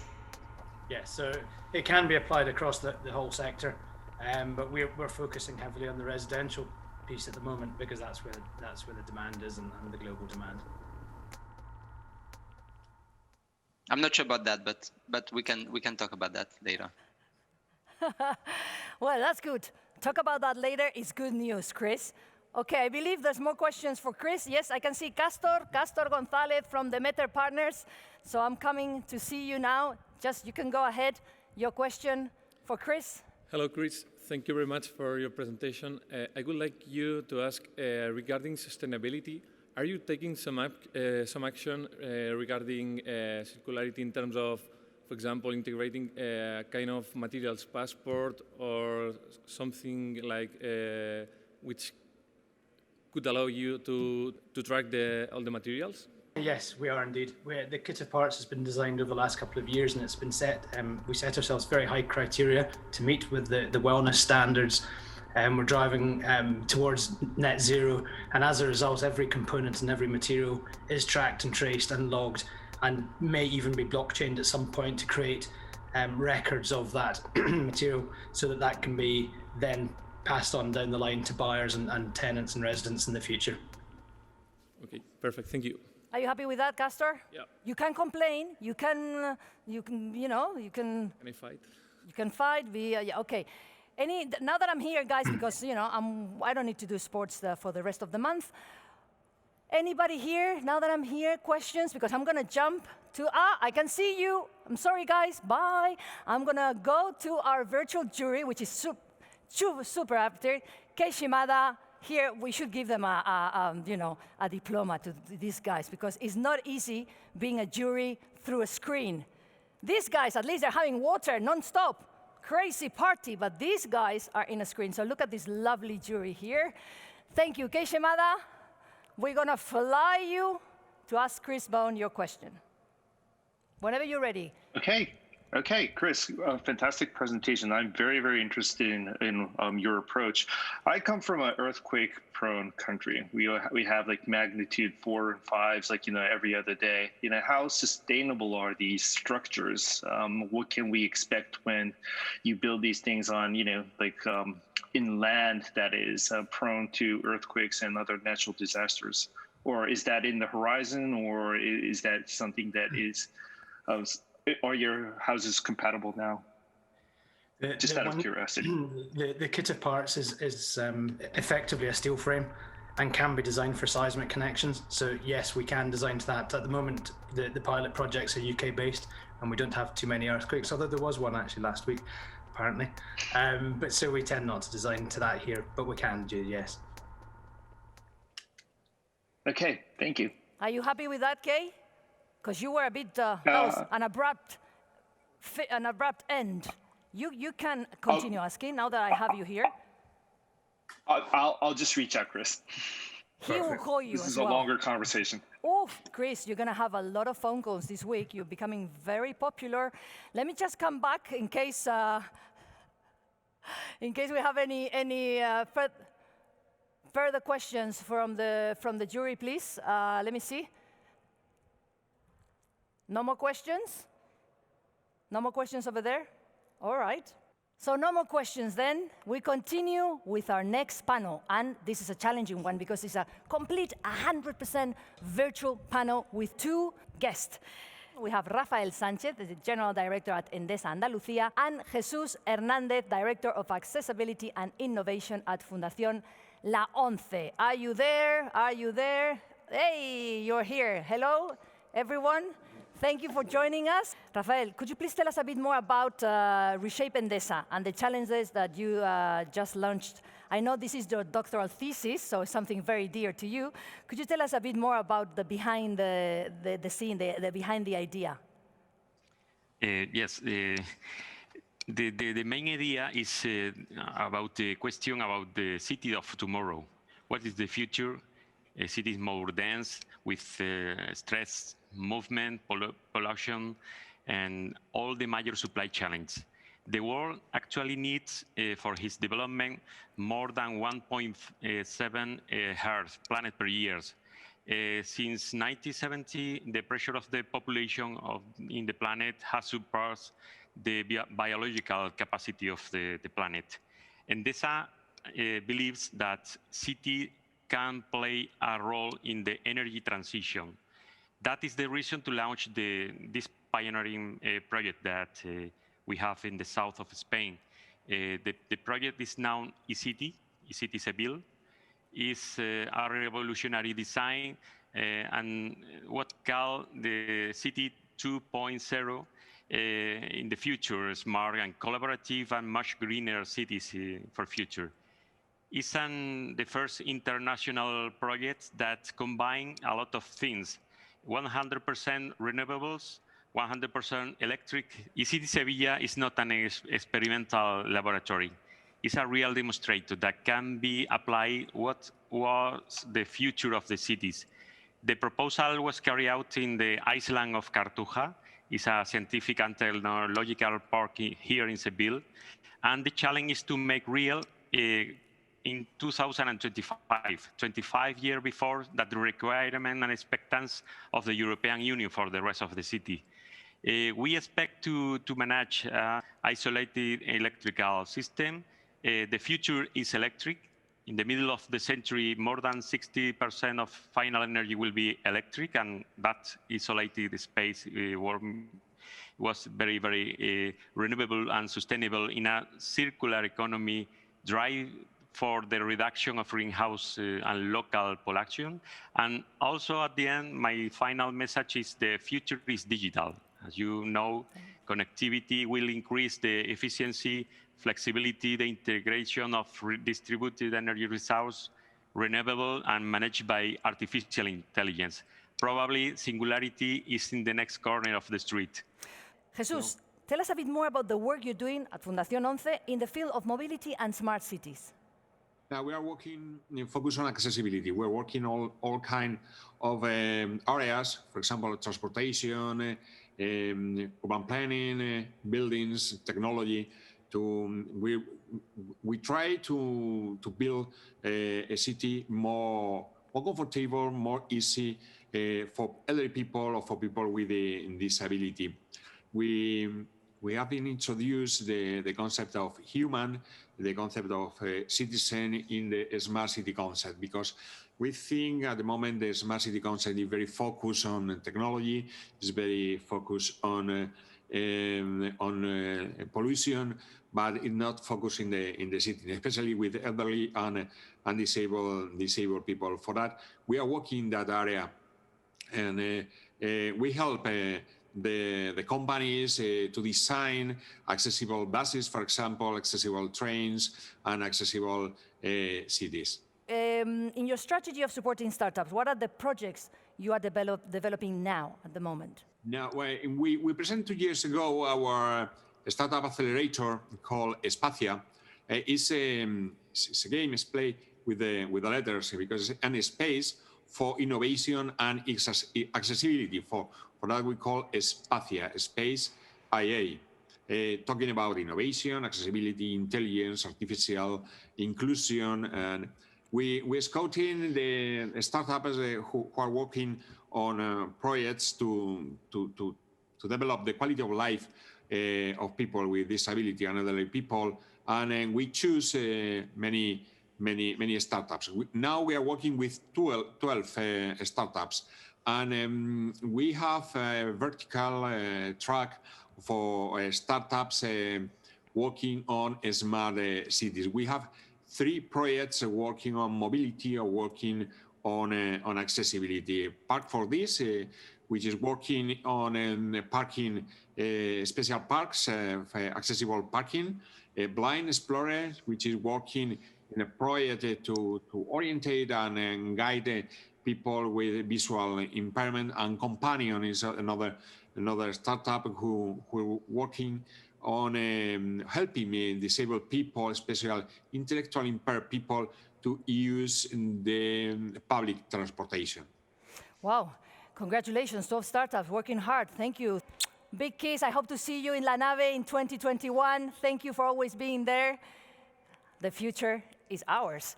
And the future is ours, but it keeps coming. The time is ticking. So we're jumping onto our last and third section of the day. And in today's track, which is logistics solutions, and no better way to start it than with our next startup, the 7th, if I'm not mistaken. Jury, is it the 7th? Yeah, yes. Nacho Mateo says yes, he probably is tracking it better than me. Our next startup, coming from Spain, is called AllRead. The clue is in the name. These guys will read anything, and turn the text into meaningful data to be used to improve supply chains, sensors, counters, meters, trucks, broken barcodes. It doesn't matter to them. Their machine learning solution makes sense of it all. So let's 565499, or in case you didn't get it, welcome AllRead and his CEO and co-founder Miguel Silva Constella. Miguel, bienvenido. Good day. We are AllRead Machine Learning Technologies, and we are a plug-and-play computer vision software company for smart logistics. The problem we want to solve is we are surrounded by text, codes, and symbols in the supply chains. Logistics companies are really difficult to digitize all this information.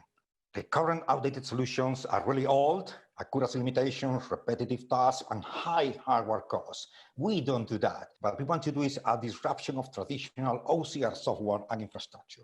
The Allread solution is 5 years of scientific investigation by the Computer Vision Center. It's an algorithm and deep learning, artificial intelligence, where we spot, we read, and we digitize anything, any text and symbol in the supply chain using any device.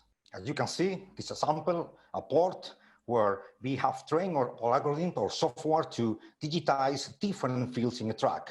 The plate number, the container ID, the icon of dangerous goods, etc. So we supply to your clients a dashboard where they can really control the area where they want to digitize the asset, say the container, the license plates, or the vacuum, as you can see in the screen. It's really easy to do for the clients, the digitization of the assets in the supply chain. We have several use cases. As you can see, we work with Bilbao Port to digitize sea containers, AIG Cargo for air cargo containers, barcodes with Harman Company, Aguas de Valencia Hidrica, we digitize utility meters, wagon numbers in Port Barcelona, and Port of Tarifa, Algeciras, we digitize license plates. We have a solution very transversal for different clients. Our products as a software company, we got a SaaS cloud with a monthly license fee and on-premise subscription with a yearly license fee. Our market opportunities we are in smart logistics, a huge opportunity. Our average ticket for client is 24,000 euro. We are targeting 20,000 clients at 24,000 average ticket with a total value market of $500 million. Our sweet spot is between the companies that are using high hardware costs like ABB, Kalmar, etc., and companies using software, but they are not expertise in smart logistics.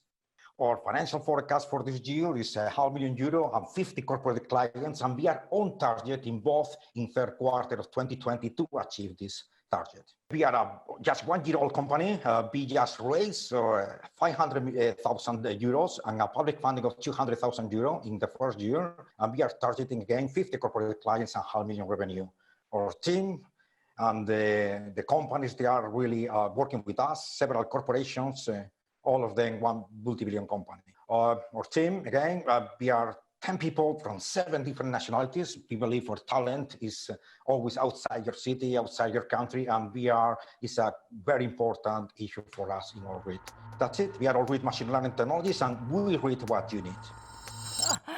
Thank you, Miguel Silva Constela. I met Miguel in 2012, and he was as energetic as now. I mean, he's more energetic now than then. I remember Miguel, a serial entrepreneur, a top. I was coming here to see you because I love you. But guys, Miguel, lovely pitch, thank you. My God, I'm exhausted. But I have to run because we have 4 hands up here in our physical jury. So I'm gonna go to, I think I'm coming with you. But I think Jose Maria was first. Let me see, production. Jose Maria was first. Sorry, Carolina, aquí. Ladies first. Ladies first, he says. Oh, that's lovely. Thank you, then. Go ahead, Carolina. Okay, so my question is, can you deal with handwriting reading? How many frames per second are you able to process? Very straight question. Miguel? Yes, hi, thanks for the question. Yeah, of course, we can do handwriting. Actually, we are doing a pilot for handwriting with one of the companies there, with Correos. So it's glad you asked me this question. About frames per second, it depends. We are agnostic to hardware. It depends which kind of speed got the asset. Can be 30 frames per second, 60 frames per second. I mean, we can do it in different ways. The most important thing is like we need to read exactly what the client wants without the need to add any additional hardware. Excellent. Thank you, Miguel. Remember, you have 30 seconds for each question because there's quite a few. I'm not sure we're going to have time for all of them, but now Jose Maria Ciota. Yes, please. Thanks. Miguel, I really like your combination of the team for doing this tech transfer that you're achieving with PhDs and also track record entrepreneurs. My question is more on the distribution channel. Have you validated your customer cost per acquisition or something similar? Or can you talk more about the distribution channel? Yeah, Thanks. A good question actually for a software company working like us with SaaS and on-premise. Right now we are in pilots, in POCs, we are validating technology with the smart ports, with logistics hubs, etc. So the first client always is difficult to acquire, very expensive. But once the technology has been validated there, the cost is going down immediately. As any software company, you escalate very fast, you grow very fast because the software can be used for several hundred clients. Thank you, Jose Maria Sciota, IESE Business School, and Carolina, of course, from Prosegur. Thank you, guys. I know, I'm sorry, Jorge, there's plenty of hands, but we have no time. This is TV, you remember? Miguel, nevertheless, write to all these guys through LinkedIn, the jury, because there were thousands of hands up. They all want to know from you. And he's lovely, but he's exhausting. Good luck, Miguel. Lovely seeing you. We have to continue. Well done with the next startup. I believe startup number 8. Open the pod bay door, Hal. I am sorry, Dave. I can't do that. That's right. The iconic scene in 2001. Did you recognize it? I recognize it, A Space Odyssey. When the powerful HAL 9000 computer rebels, takes over the ship, and tries to kill the crew. A move that poised our view of AI and robots for some time. Our next startup aims to wipe that image away because it seems humans and robots working closely together to create a better future for all. Let's find out more from Michael Sayer, the CEO of Cognicept. Hello, Michael. Welcome. We've heard a lot in the press about how robots are going to bring about an amazing future where machines do all the work and humans can spend their time at the beach or playing video games. And why not? Robots are more capable than humans in many ways. Consider the 3 Ds. Robots are great for dull and exacting tasks because they don't get bored and they don't get sloppy. They're ideal for anything dirty because robots can handle heat, cold, and exposure to many things that would normally harm a human. Finally, robots are great for dangerous work because they don't get scared, and if something goes wrong and destroys the robot, you can just buy a new one. But robots don't understand some fundamental things about the world that people take for granted. Here are a few examples of situations that can cause a robot to get confused. Which of these is a chair? You immediately know the answer because you're a human and you understand the difference between a chair and an end table. But a robot would struggle with this distinction. And this type of edge case error causes the failure of many robotics deployments. Most of these failures happen quietly and without publicity. However, self-driving vehicles are a well-known example of how edge case errors can derail the adoption of robotic systems. But what if we could have the best of both worlds? The benefits of robotics combined with the flexibility and understanding of the human mind. Enter Cognicept. We inject human intelligence into any robot on demand. Our software enables humans to assist any robot anywhere in the world, allowing users to push robots into previously impossible applications. When a robot gets confused, it dials out using our system. Our operator can then connect to the device, see what the robot sees, and guide it in an intuitive way. This tool includes features like customer communication, full mobile integration, real-time incident alerts, and robot event histories. At Cognicept, our vision is to bring robots out of the lab and into the wild, of warehouses, sidewalks, hospitals, and enable labor to be delivered via an internet connection. Our robot intervention operating system enables robots to do any manual job a human can do and many jobs a human cannot do. Why are factories so often located far from the markets that consume the items they produce? It's because they want to go where the labor is less expensive. But what if you could buy labor in Hanoi for a factory in California? Our technology empowers anyone to drop a robot in place of a human worker and hire someone anywhere in the world to guide it. We have 2 basic offerings. Our full service option allows robotics OEMs to take advantage of Cognicept operators to enhance the capabilities of their robots. Our self-service option allows operators employed by the customer to use our tools to guide their robots, ensuring perfect data privacy. We've raised investment from Sequoia Surge and Antler, and we're currently serving great customers like Sabio, Infinium Robotics, and Reputa. And we're in pilots with a number of well-known and fast-growing companies. And we have great strategic partnerships with Kone, Ross Industrial, A-Star, and more. We're currently seeking mentors and customers involved in robotics, logistics, manufacturing, hospitality, and hospitals. Considering how well things are going with these customers, we're extremely excited about the future. Please join us in our mission and combining the best attributes of robots and humans for a better future. Thank you. Wow, a perfect pitch. 12 seconds extra he had. I was expecting at the end him saying, well, and what you've seen is not a human, I'm actually a robot. But no, he's here with us. Hello, Michael, and I'm coming here to see our jury, our virtual jury. I can see already a hand. Yes, I'm coming with you, but before I ask Adrian, and I can see other hands in the room. Yes, I can see you, Jorge. Yes, before we go with Adrian, let me just remind you, so in case we have the same situation as with Miguel Silva Constella before that, there were many questions for him. Jury, especially you guys, virtual jury, you have the platform where you can send your questions to the entrepreneurs. Also the jury here in La Nave, in Madrid physically, but as you don't, I don't know if you're using your computer, but you guys use the platform, okay? Use the platform to send, Miguel is still there, send him the questions, okay? Jorge, by the way, Jorge Marcos from Renfe wanted to ask you, Miguel, so you know. And now, yes, Adrian Talbot, we're gonna send you to the other screen so you can ask your question to Michael. Go ahead, Adrian. Michael, 30 seconds to answer. Hi, Michael. Teleoperation of robotics, network latency, cell access, and that kind of thing. How do you deal with those kind of issues, and what's your plan for 5G? We have a lot of interesting technologies to manage the data latency and bandwidth management. So there are some things that we do, what we call a simulation layer, where we anticipate things that will go wrong when there are high latency connections. And we do a lot to strip away unnecessary data when we're transmitting things across the internet. So this is how we handle the problems of latency and bandwidth management. There's also a dead man switch, which is a common implementation to eliminate the possibility of losing control. Okay, thank you. Excellent, happy with that. I was coming to the virtual jury, but unless there's a hand up here now that I'm here, guys, I'm gonna have to walk to the other jury because I believe, is this right? No, there's no, but there's a question over there. Yes? You want, okay, Nabil, yes. Now that I'm here, Nabil Malouli from DHL, and then we'll go to the physical jury. Keep your hands up so I can see you. Nabil, when you're ready, you can fly through the air and join us here on that screen. Whenever you're ready. Okay, great. Nabil. I flew. Yes. Hey, Mike. A great presentation.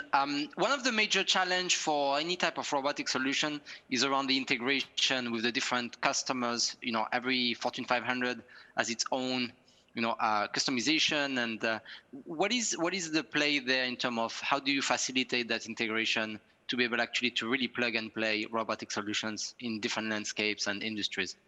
Right. When we take on a new device, there's typically about 3 weeks of integration work. So this is where we look at the sensor arrays that are provided, the interfaces that are provided, and then we work to ensure that those are connected to all of our systems. So that's about a 3-week effort on our side every time we bring in a new platform. Of course, once the integration is done, it can be extended to all common devices, all the same device. Okay, thank you. Happy with that, Nabil? Yes, happy. It's probably I mean, it's a big challenge. I see it a lot, so that's why I was asking this. You're welcome to ask as much as you want. That's what we're all here for. Michael, Michael seems very happy as well. Any more questions from any hands here? Virtual jury. Otherwise, I think we have no. I have to go to the other jury because I have Jorge Marcos. It's the third time I told Jorge. I have this, otherwise, and they're not going to let me in Renfe trains anymore, They're going to banish me from, I hate driving. So poor Jorge Marcos has raised his hand 3 times. So now the floor is yours, Jorge. First of all, Michael, congratulations for your presentation. My question is related to the human part. How do you operate the team? How you select the operators? And it's critical for you to make good choices in terms of personnel, and how do you train them, and how many people do you need for your escalation? Yeah, we have different levels of intervention. So the most simple one is essentially using a video game style interface to guide the robot. And for that, we get people that can do simple things like play video games. It's actually a very, I would say, low skill endeavor. The escalation is where we start to get robotics engineers. We sometimes will engage the OEMs. Whenever there are more complex technical problems, then the operator that usually plays the video game will escalate to those experts. The experts will then assess the situation using some of our tools to see if there's anything sort of technically wrong with the robot, and we can solve the problem through this escalation process. Happy, Jorge? Yes. We love you and we love you. Sorry about that. There's no time for more. So, but guys, we haven't finished yet, jury. Things are heating up. Have you seen? Our starters are getting more excited, the jury as well. But we have to jump into our next conversation. We have a conversation with 3 guests, and we have everything here today. Virtual, physical, half and half, 50-50, 60-40, 30-20. So, 3 guests, 2 are coming in virtually, and the other one is here, I believe. So please let me welcome Carolina Garcia-Cortez. She's Open Innovation Manager at Prosegur. Here she is. Carolina, where do you want to sit? Hello, here, it's perfect. Excellent. And then we have with us, you know, you've seen them all, Nabil Maluli, VP Global E-Commerce at DHL, and Benigno Herreria, Managing Director at Accenture. They're here, so I'm going to come and join Carolina. Hi, Carolina. Hello. How are you? Let's open the water. I need it. What about you? Well, you've been drinking there. I've seen you taking notes. Yeah. I have finished my can. How do you see the It's great. competition? It's amazing. It's fantastic to see the high quality of the startups and all these arrangements you have made in some short time. I'm not going to ask you who's your favorite. I'm not allowed. It's noted. I know. I can see you. You know, she's doing her homework. She came with the homework done. But you're enjoying. You're thrilled. We haven't finished. Let me ask first our 2 guests visually, because they have the hardest job. You're here. We're enjoying lovely water and being together in La Nave. But let me first go to Nabil, if you wish. He's here, Nabil, who's doing double job, everybody here. You know, speakers, jury, everything. Nabil, from DHL, but you know about everything, because I've seen your CV, and it's so long, I'm not going to say anything about it. Just look into the internet. Tell us how COVID has changed, in your opinion, the mobility and logistics industry. You know a lot about that. What is your experience in these past months? Yeah, so I think when we look at the industry and when we look across all the major clients we work with, I think the biggest shift that we are seeing is around the online sales. So everybody is, of course, in lockdown. Everybody had to move into online to purchase, you know, from food to anything else. But what we are seeing is actually most of the categories that were low penetrated have increased significantly, and the categories that were already highly penetrated have also increased. So people are buying more online, and this is not something that's going to disappear. Actually, when you have customers that are purchasing 4 times in a row with a good experience online, they become loyal in 70% of the cases. And that's also something that is a global phenomenon. It's not, you know, something that is specifically to some countries that have had maybe a higher level of pandemic. You see it going from countries with very low impact to countries that had a very, very strong impact in terms of increase. And when we look about online sales, or when we think about this, people think only about the digital aspect, but really where the big shift is really around what is the role of stores in the future? How do you facilitate all these deliveries in infrastructure that are existing today? How do you repurpose infrastructures and warehouses and stores? How do you make the space for all these deliveries, you know, parking? How do you make them more sustainable? Also, it's a big topic as well, obviously, to ensure that even if you have more deliveries to home, actually we don't see a negative impact on sustainability aspect. So this is the biggest thing we see for the moment. Of course, there are many impacts, but from a logistics standpoint, the big shift for all industries is online growth in terms of sales. Okay, but in terms, you were talking about the impact. In terms of short and long-term impact, can you tell me a bit of what did you think is the long and term, the short and long-term impact of the pandemic, especially the long one, because that's the hard one. Yeah, so the long one is work in progress, right? I mean, we oftentimes hear people speaking about the pandemic like if it was something of the past, but it's something of present, right? In most of the countries across the globe, more than ever, actually. So what we see in terms of like long-term impact is there is going to be a huge shift on how we actually shop. It's already happening, but this is just going to continue. So when you think about all the physical and commercial real estate, they're going to be a significant shift on how we use actually these spaces. So you're going to see longer term impact, people actually repurposing maybe stores to do online fulfillment. You're going to see more micro fulfillment centers. You're going to see more last mile deliveries that are sustainable with use of alternative vehicles. So the longer term impact in terms of mobility and logistics is actually across multiple dimensions. But if we think about like how is this going to impact us, is we're going to see longer term companies investing significantly in that transformation, and that's going to be probably one of the major differences. You know, e-commerce has nothing new. You know, it's depending on the economies. You know, we already had it for 30 years. But the major difference we are seeing is that in 3 months we've seen more penetration than in 10 years. Wow. And that's going to be the big play in the longer term in regards to, well, how do companies actually adapt to these new volumes, and how do we as consumer will be changing significantly. So I think the biggest change is really the consumer behavior change in the long term, and how companies will have to adapt. And we know, I mean, cities are already congested across the globe. So it's not about putting more, it's about repurposing and making sure that existing assets are highly optimized to be able to actually manage that curve that is going to remain consistent in terms of exponential growth for the moment, and that's going to remain very strong in the longer term. So companies, they have to adapt. There was a recent survey actually from Fortune that has interviewed, CEOs of Fortune 500, and 75% of them said that that the COVID has significantly accelerated their digital transformation.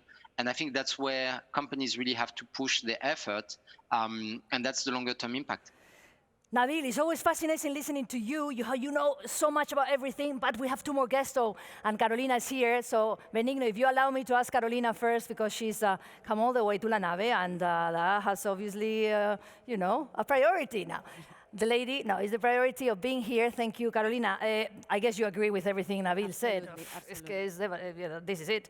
But tell me, from Prosegur point of view, and within your CAS processes, on which areas are you focusing your innovation efforts? Well, it's not really known that we have a fleet of over 10,000 vehicles, armored trucks, that are going through the village, gathering the money, processing it, and delivering it again. And apart from the big difference that we have money and other type of goods, we think that we can automatize most of the processes that we are carrying out. So, for instance, we can focus on the warehouses, where the money is gathered, the money is transported, and is afterwards processed. Then there we think that we can introduce a high level of automation. Nobody can pronounce that in Spain. Yes. Don't worry. I mean, automation, digitization. Yeah. Secondly, Nabil is laughing. You don't have that problem, Nabil. I was practicing at home, and it's not working. Okay. I don't know how many languages. We hate you. And the same for the last mile delivery. Okay. So we have to be imaginative and to be able to discover new ways of delivering the money, and to do it faster, and to reach a more number of clients, and to do it in a new way. So I think those are the most important. And let me point another one, last but not least, is the environmental sustainability of our processes. Less emissions, less consumption of energy, less consumption of water, less use of plastics, and more sustainable materials. Thank you, Carolina. We have the whole afternoon here. Don't worry, all these people are here for us, so take your time. Listen, I've been asking a lot of our guests about their relationship with startups and how they collaborate. I have to ask you as well, Prosegur, what is your relationship with startups? How would you highlight your collaboration in this sense? We collaborate in a usual manner, but I think that this collaboration has been more intensive in the last months because of the circumstances. So thanks to the collaboration with the startups, we have been able to launch new products to ensure that the workspaces are COVID-free. So we have developed technologies based on artificial vision, monitoring of the use of the spaces, indoor location of the people. We have incorporated the solutions that were of the startups that won the competition, the Open Innovation Competition of Prosegur. And now we have a very varied catalog of products oriented to COVID-free spaces, thanks to those collaborations. Wow, in so little time already. So little time, it has You been see, amazing. when there's a need, startups are quick, and corporates as well. Things are changing. I'm going to come back to you if we have time, Carolina, now that we're here. But let me speak to Benigno. Benigno, he's here from Accenture. Benigno Herreria. Tell us, Benigno, how do you think, well, first of all, thank you for coming through the cyberspace, but how do you think the supply chain sector has reacted to the challenges posed by the crisis? I think the supply chain has always been a sort of a lifeline to humanity in many means, right? And now the COVID-19 health crisis has brought to light the critical need for sort of a resilient supply chain that produces and delivers. So traditionally viewed as a driver of efficiencies and scale within companies, the role of supply chain has evolved in the last couple of years towards lifting growth and driving the top line of companies. I think capability is key and has come to be a very competitive advantage during the COVID. Companies follow 4 key practices in our opinion. The first one is that they begin with the customer in mind, as you can imagine. They turn and work a lot to turn data insights into innovation processes and products. They prioritize their bets, so they prioritize to develop targeted capabilities. They are not focused to excel at everything, right? And the last and probably most important thing is that in this narrative, they engage the CEO beyond conversation to action and drive this transformation. So just to finalize, I wanted to share you the financial analysis we've run that shows that growth effort that these leading companies have earned a license for growth through supply chain. So there is a reasonable increase in revenues versus the peers of 30%. And their supply chain contribution to the total revenue was triple versus the peer set as well. And they've also proven to also improve the EBITDA margins. Thank you, Benigno. We don't have much time, but I want to pose you a last question to the 3 of you, but you have to promise you answer with 1 word. Are you capable? Especially you, Nabil? We'll try. Okay, if you had to choose, I'm going to start with Benigno, okay? Now that I have you there, Benigno, if you had to choose 1 technology that you think will help us to go to the next level in regards to mobility, what would that be? Blockchain. Okay, blockchain. Try not to copy each other. Carolina? I need 2 words. Okay, that's fine. Artificial intelligence. Okay, AI, we could say it's 1 word if you want. Okay, well done. And Nabil, finish. Robotics. Robotics. Okay, anything else before I say goodbye? Any final message? That was pretty good, huh? Yeah. Blockchain, AI, robotics. Nabil, I can see you. Go ahead. No, I just wanted to say, yeah, I think I fully agree with Benigno also on one of the things he said, that there is not a better time now than to be in supply chain. I think COVID has raised the importance more than ever. And I think for all the entrepreneurs that are watching this, if you're in the space, great. And if you're not, you're considering, it's really a good time. And we see it also through the huge raise that have happened in terms of investment since COVID has started in last mile and in all the delivery space and logistics.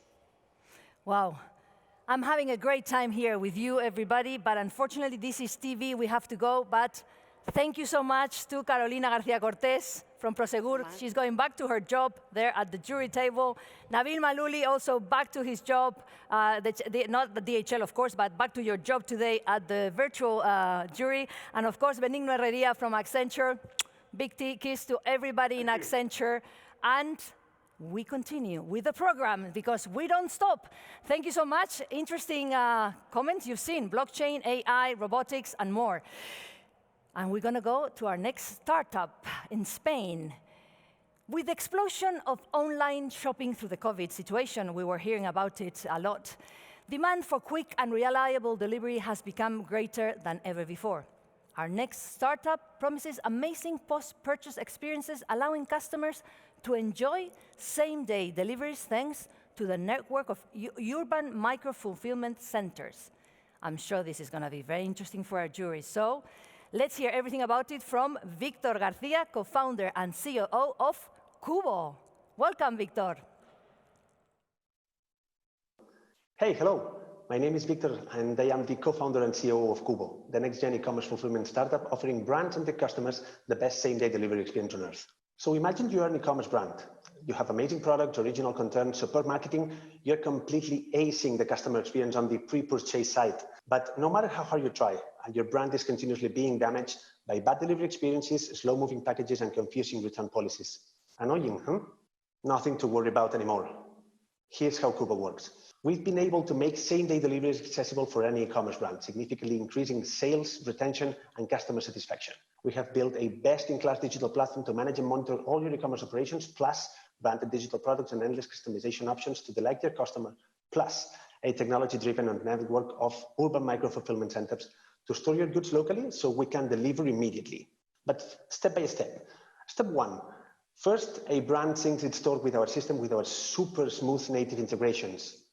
Then the brand sends its inventory to one of our urban micro-fulfillment centers in the city, operated by our fulfillment partners. Postal offices, courier depots, shopping malls, parking lots, whatever you can imagine can be converted into an urban micro-fulfillment center, thanks to our cutting-edge technology. Then we fulfill your products with that personal touch within moments, and it's delivered in minutes, not days. Oh, and just to clarify, we don't do delivery ourselves. We have partnered with the best last-mile delivery carriers to deliver your packages. And what about market? Well, with e-commerce at the top, we are surfing the best wave ever, and we are aiming to acquire a big portion of the cake. Plus 12 million euros is our projected revenue for 2022 when operating in up to 3 geographical markets in Europe. Our revenue model is really simple. Basic fees for storage, fulfillment, shipping, and returns management, as well as on-demand services and endless customization options to push your customer experience to the next level. What about the numbers? Traction, of course. We've been facing exponential growth over the last 7 months. With a month-over-month growth of 209%, we are now managing more than 9K monthly orders. Outstanding.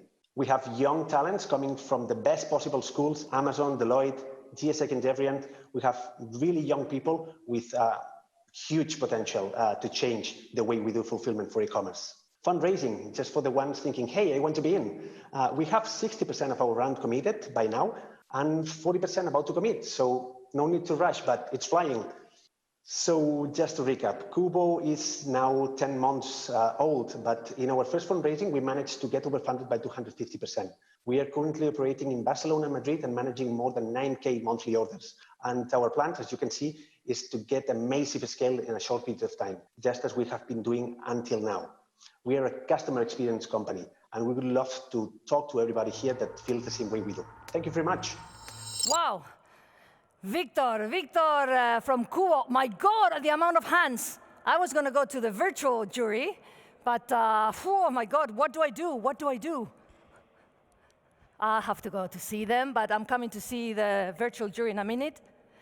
Javier Montenegro, adelante. My question is, how do you engage the fulfillment centers? Because that's probably a main, not a problem, but a relationship that you have to manage. So how do you engage those centers? Thanks for the question.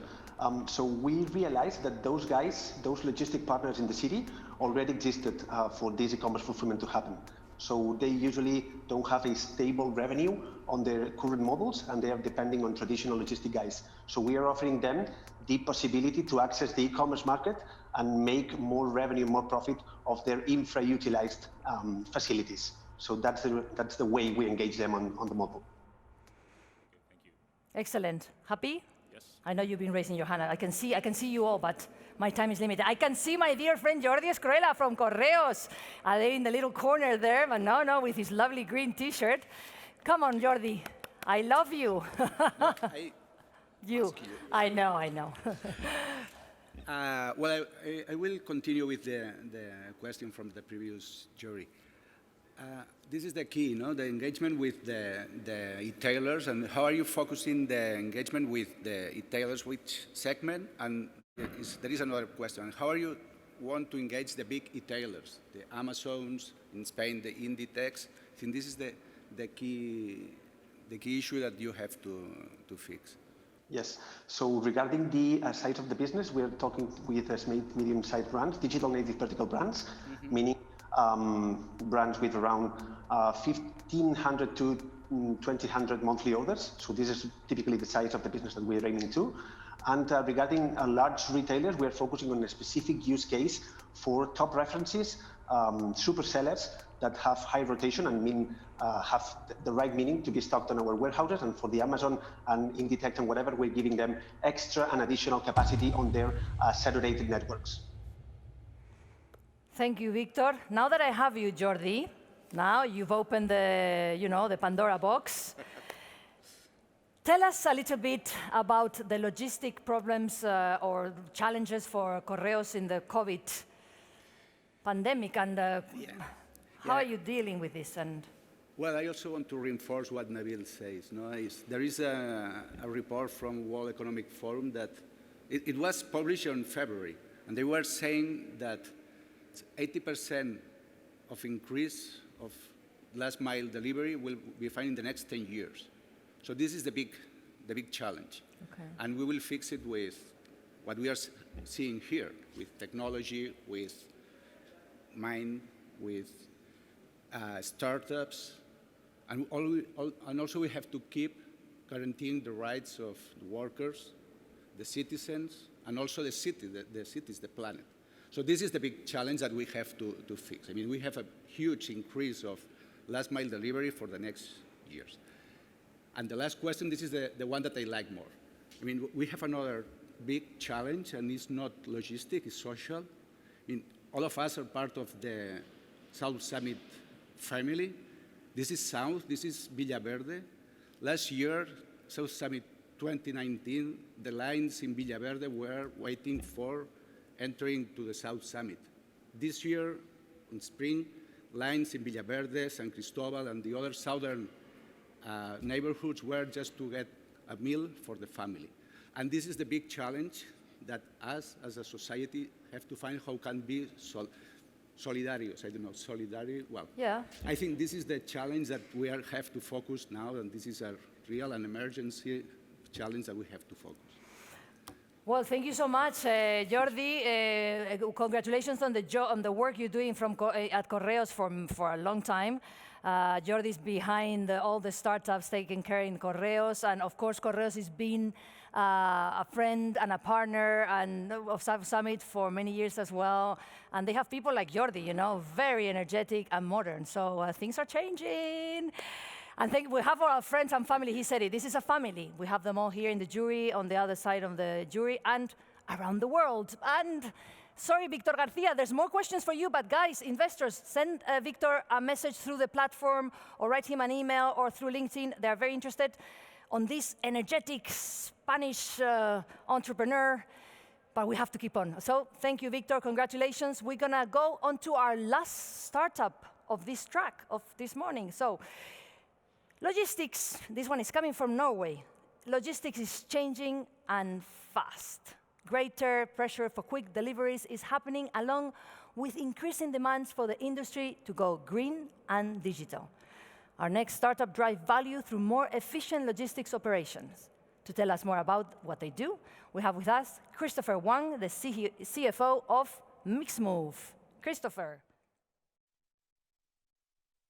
Hi there, I'm Chris, and I'm from Mixmove. We're a Norwegian software as a service solution for business-to-business logistics, and we work to optimize fill rates in trucks and containers. So the problem with the current logistics is that a customer order is normally packed on a pallet. That pallet is never split, so they wrap it in plastic, stick a label on it, and it's very hard to stack goods on top of each other. That means we're transporting a lot of air. And what Mixmove has done is that we enable data sharing in the cloud. So we connect the entire supply chain. We split the pallet, which is a no-no in current logistics, but we put a label on each parcel. And that way we let our algorithms track the entire supply chain operations, and we optimize how goods are loaded based on where it's going and where the capacity is. So for 3M, which was our pilot customer, we managed to reduce their transport cost by 35% and reduce their CO2 emissions by 50%. So there's massive savings with the solution, in addition to integrations and visibility throughout your supply chain. We currently also have DHL, DSV, DB Schenker, on the customer list, as also with the Department of Health in relation to Brexit. We just recently signed APM Terminals, which is a subsidiary of Maersk, and we also just signed 3M in the US and starting to implement the solution there. And there's currently about 3 million parcels going through our system today per month. Our competitors are familiar sort of logos in the space for warehouse management and transport management systems, but these are very silo-based. What Mixmove does is that we think across the entire supply chain and more of a network thinking like Amazon is doing today. We have a business model that is verified by our 37 clients, and it's a pay-per-scan scheme. So every time a parcel is sort of registering through our system, the algorithms is doing some magic, and we charge for that. We target clients of roughly 30,000 in annual recurring revenue. We so far lost no clients, but we expect them to have a sort of like a 6 to 8 years lifeline. And our customer acquisitions cost is currently at about 50,000, but we expect that to come down as we do more and more online marketing. We currently have annual recurring revenue of about 1.5 million, and that's expected to end at about 2 million this year. We are currently not raising, but we expect to have a round of 3 to 5 million in about a year's time. And we already have Plug and Play Ventures as an investor, and they are expected to follow on their option. And we also think we can do some debt financing on that. Our team is about 35 people with logistics and IT background. And we were recently named a cool vendor by Gartner, which is a sort of a recognition of our technology. So if you're interested in to learn more about Mixmove, I look forward to hear from you, and I can go into more details about who we are and what we do. Thank you for your attention. Thank you, Chris Wang. And if you want to hear more, he's here ready for your questions. So I'm gonna, before the physical jury starts raising their hands, they're very active. Oh, I can see one up. Yes, I know. I think Nacho Mateo from IE University has a question. Nacho Mateo, yes, he was first. He's quick. I don't know, he must practice at home at night, or he's done this many times. Every time I have him in the jury, he's always the first one. I don't know if he comes with the questions prepared or... Nacho Mateo. Chris, congratulations for the presentation. Actually, you have, I think, a lot of potential clients here in the jury, such as Correos, Apostera, and many others.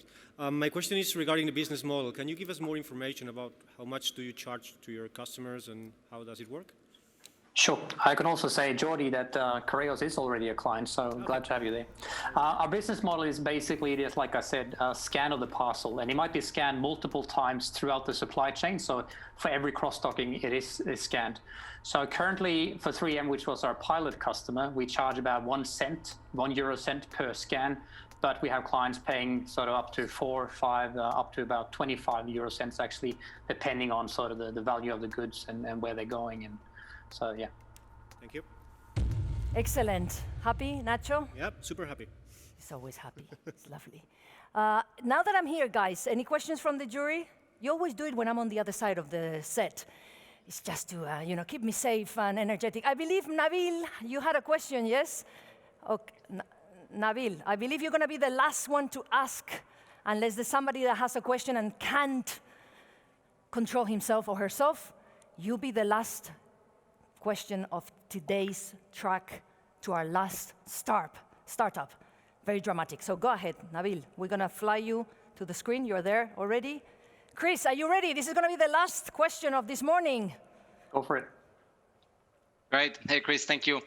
Great presentation. Chris, can you just walk us through quickly on the story behind the 35% cost saving for 3M? How did you reach that? What did you do? Sure. So basically what is happening is that our algorithms are now optimizing how the fill rates are achieved. So rather than having pallets, we can now stack parcels on top of each other. So it's basically an optimization of the air that was transported. And it's also based on the sort of the kilometers that the trucks. So basically we're eliminating half of the trucks that was needed. So you needed 2 trucks to transport the same as we can transport with 1 truck now, which is basically a lot of the cost efficiency. But where did you do it? Did you do it from a DC to a store? Did you do it to a DC to a wholesale? Did you do it from a supplier in China or wherever they are into the container rate? So where did you do that? It is continuous. Because you don't control that. Yeah. No. So you don't control that. No. So in some cases, 3M doesn't control that either. It can be supplier. So. So in the case that you mentioned, the 3M case, 3M is shipping goods, and for example, on some of the legs, it is DHL actually handling it, and then they're cross-docking based on our system, and it tells them, the guys on the floor are told with their handheld scanners which goods are traveling with which truck, and then they optimize the fill rates based on what goods can now travel in the same direction together. So it's sort of like Uber for freight. You're ride sharing the goods that can travel in the same direction are then optimized, and then you cross-dock for each terminal on the way. Excellent. Thank you so much. Thank you, Chris Wang from Mixmove, and obviously Nabil from DHL, and all our jury. This has been the end of our startup competition in this track. You see, this is it. Now our jury, virtual and physical, are going to get together somewhere in the cyberspace to end, sending their votes and deciding the 2 winners of this track. Do you want to know who they are? Do you want to know who they are? Well, I'm not going to say. First of all, because I don't know. And secondly, yet, because it will be announced this afternoon. So you're going to have to wait a bit longer. In the meantime, they're going to end up finishing their comments, voting. I'm sure some of them already have their decisions taken. And this afternoon, you'll know the 2 winners of this mobility and smart infrastructures track. Before we finish this track, we're having a conversation between 2 people virtually in the cyberspace, which is fantastic. And apparently they don't need me. You know, they're going to do it by themselves. So I'm going to sit down here, enjoy my water while they'll talk. But let me introduce them. They're here, ready. Very good friends, always here, being jury and speakers, etc. We have with us Arthur Debert, founder and CTO of Logi, and Javier Villamizar, dear friend, operating partner at SoftBank. You don't need me, so I'm going to take a rest. The floor is yours, but I'll be back. All yours, Javier. Thank you. Really happy to be here. And as you said, I feel like I'm part of the family. So being back in this event is really nice after all these 7 months of being in lockdown. So great opportunity to have a quick chat with Arthur, Chief Product Officer and co-founder of Logi. That is one of SoftBank Vision Fund portfolio companies in Latin America. Arthur, let's go into business. Let's talk a little bit about you and about Logi. Tell us a little bit about how you guys are disrupting logistics in Brazil, and kind of what brought you to create Logi, and over all these years that you have been in business, how you have seen the development of the company. Hello, Javier and everyone. Thanks for having us. So Logi started 7 years ago. It was very clear to us how e-commerce and how delivery of consumer goods would be a major change in the Brazilian consumer experience. So what was very clear to us was that most of the logistics company were very traditional in the sense they were operating in a pre-internet world. So they were doing zip code routing. They were not using mobile or maps or AI. So we understood that there were the convergences of mobility, intelligence, and software, and automation could design a network that was very different from everything else we've seen before. So that's how Logi started. How do you design a logistics operation that has speed above all, and that is technology-based? So the company started doing only local deliveries through motorbike couriers and things like that. And with time, it was obvious that we had bigger challenges on how to connect the country. So Logi started from a software-only company to an operation-heavy company as well, that's putting together technology with distribution center, urban mini-hubs, in order to make delivery that's very timely and ready for the expectations of consumers tomorrow.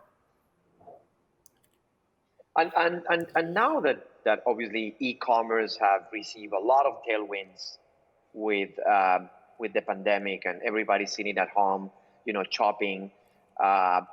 how you guys have been able to cope with this increased demand. Were you ready? Were you prepared? Did something need to happen at the center of the company, with the product of the company, to cope with this increased demand? Yeah, so that's a very good point. We have seen 3 times growth in the first months of this year. So, of course, the company is happy to be able to assist consumers in this time of need, but it was, of course, difficult. To be honest, I think the thing that really happened is that it accelerated a lot of plans, right? So, because the company is already in fast growth mode, we were always doing additional capacity and growth. We just had to fast forward a lot of things. It was also a challenge, of course, to keep physical operation in the streets in the context of social isolation and so forth. But I think we've done a good job with that, and we had very good results in terms of how the COVID impacted the workforce. No major problems, and we kept operations running safely through these times. Were very challenging, but we are glad to be able to help society at this time. It became very obvious that delivery is actually a basic infrastructure for society right now. So this is the big change. And that's very important. You just touched on a point that I was going to ask you, because when we made the decision to give you and Fabian capital to grow your business, obviously it was predicated on the fact that we saw the emergence and the growth of e-commerce in the region, but also we saw a company like yours creating positive impact on the cities and the urban life of these locations where you operate. Can you tell us a little bit of that, a little bit of that story on how your employees, your couriers, their life has changed by being associated with Logi? Yes, absolutely. So the way I think we like to think about this is that technology gives a layer of liquidity and choice for everyone involved. For small commerces to be sending their goods to some consumer that wouldn't be ordinarily physically there, or to contractors that are doing deliveries in hundreds of cities and now have different ways to make a living and have the flexibility and the choice to do it. So I think when we look at the numbers and we have dozens of thousands of couriers and people doing delivery, their firsthand experience is very positive. We've increased income for a lot of societies, and especially the freedom to choose when to work and how. We also have this program that we're doing kind of like franchisees in smaller towns in Brazil. And it's just wonderful to see how young entrepreneurs in a small town in Brazil are very glad, happy, and satisfied to be able to work with a tech company to bring e-commerce to a small town.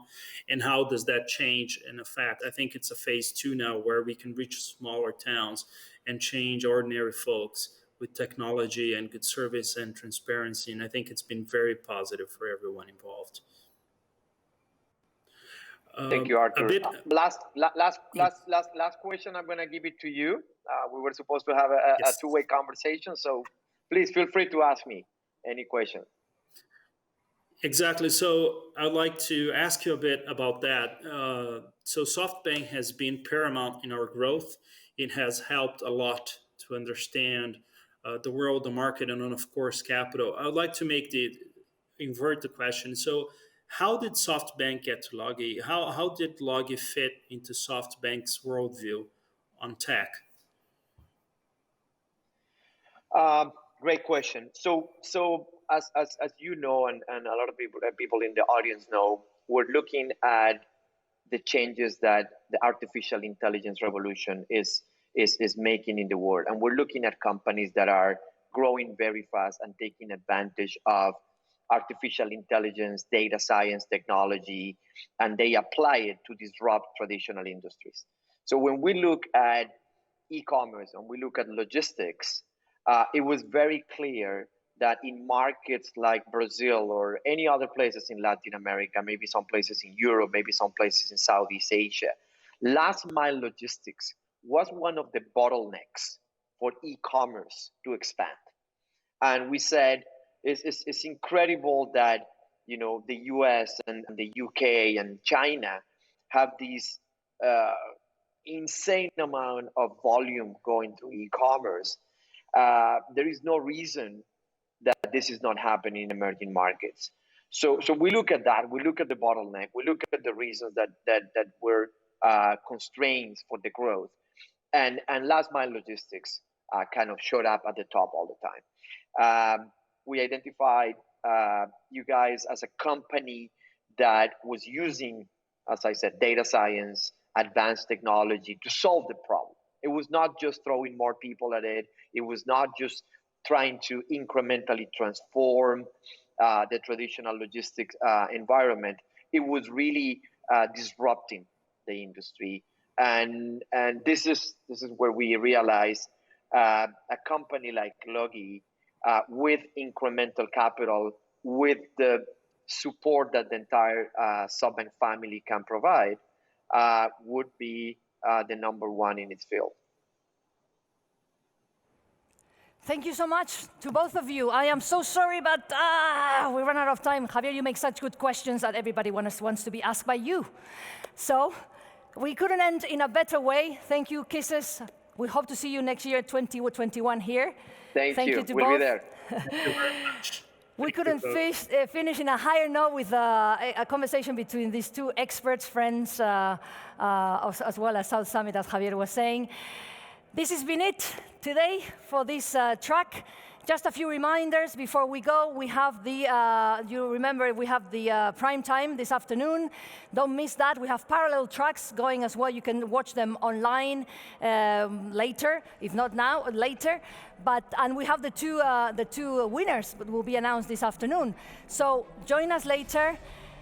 The track, Mobility and Smart Infrastructures, has finished. It finishes here.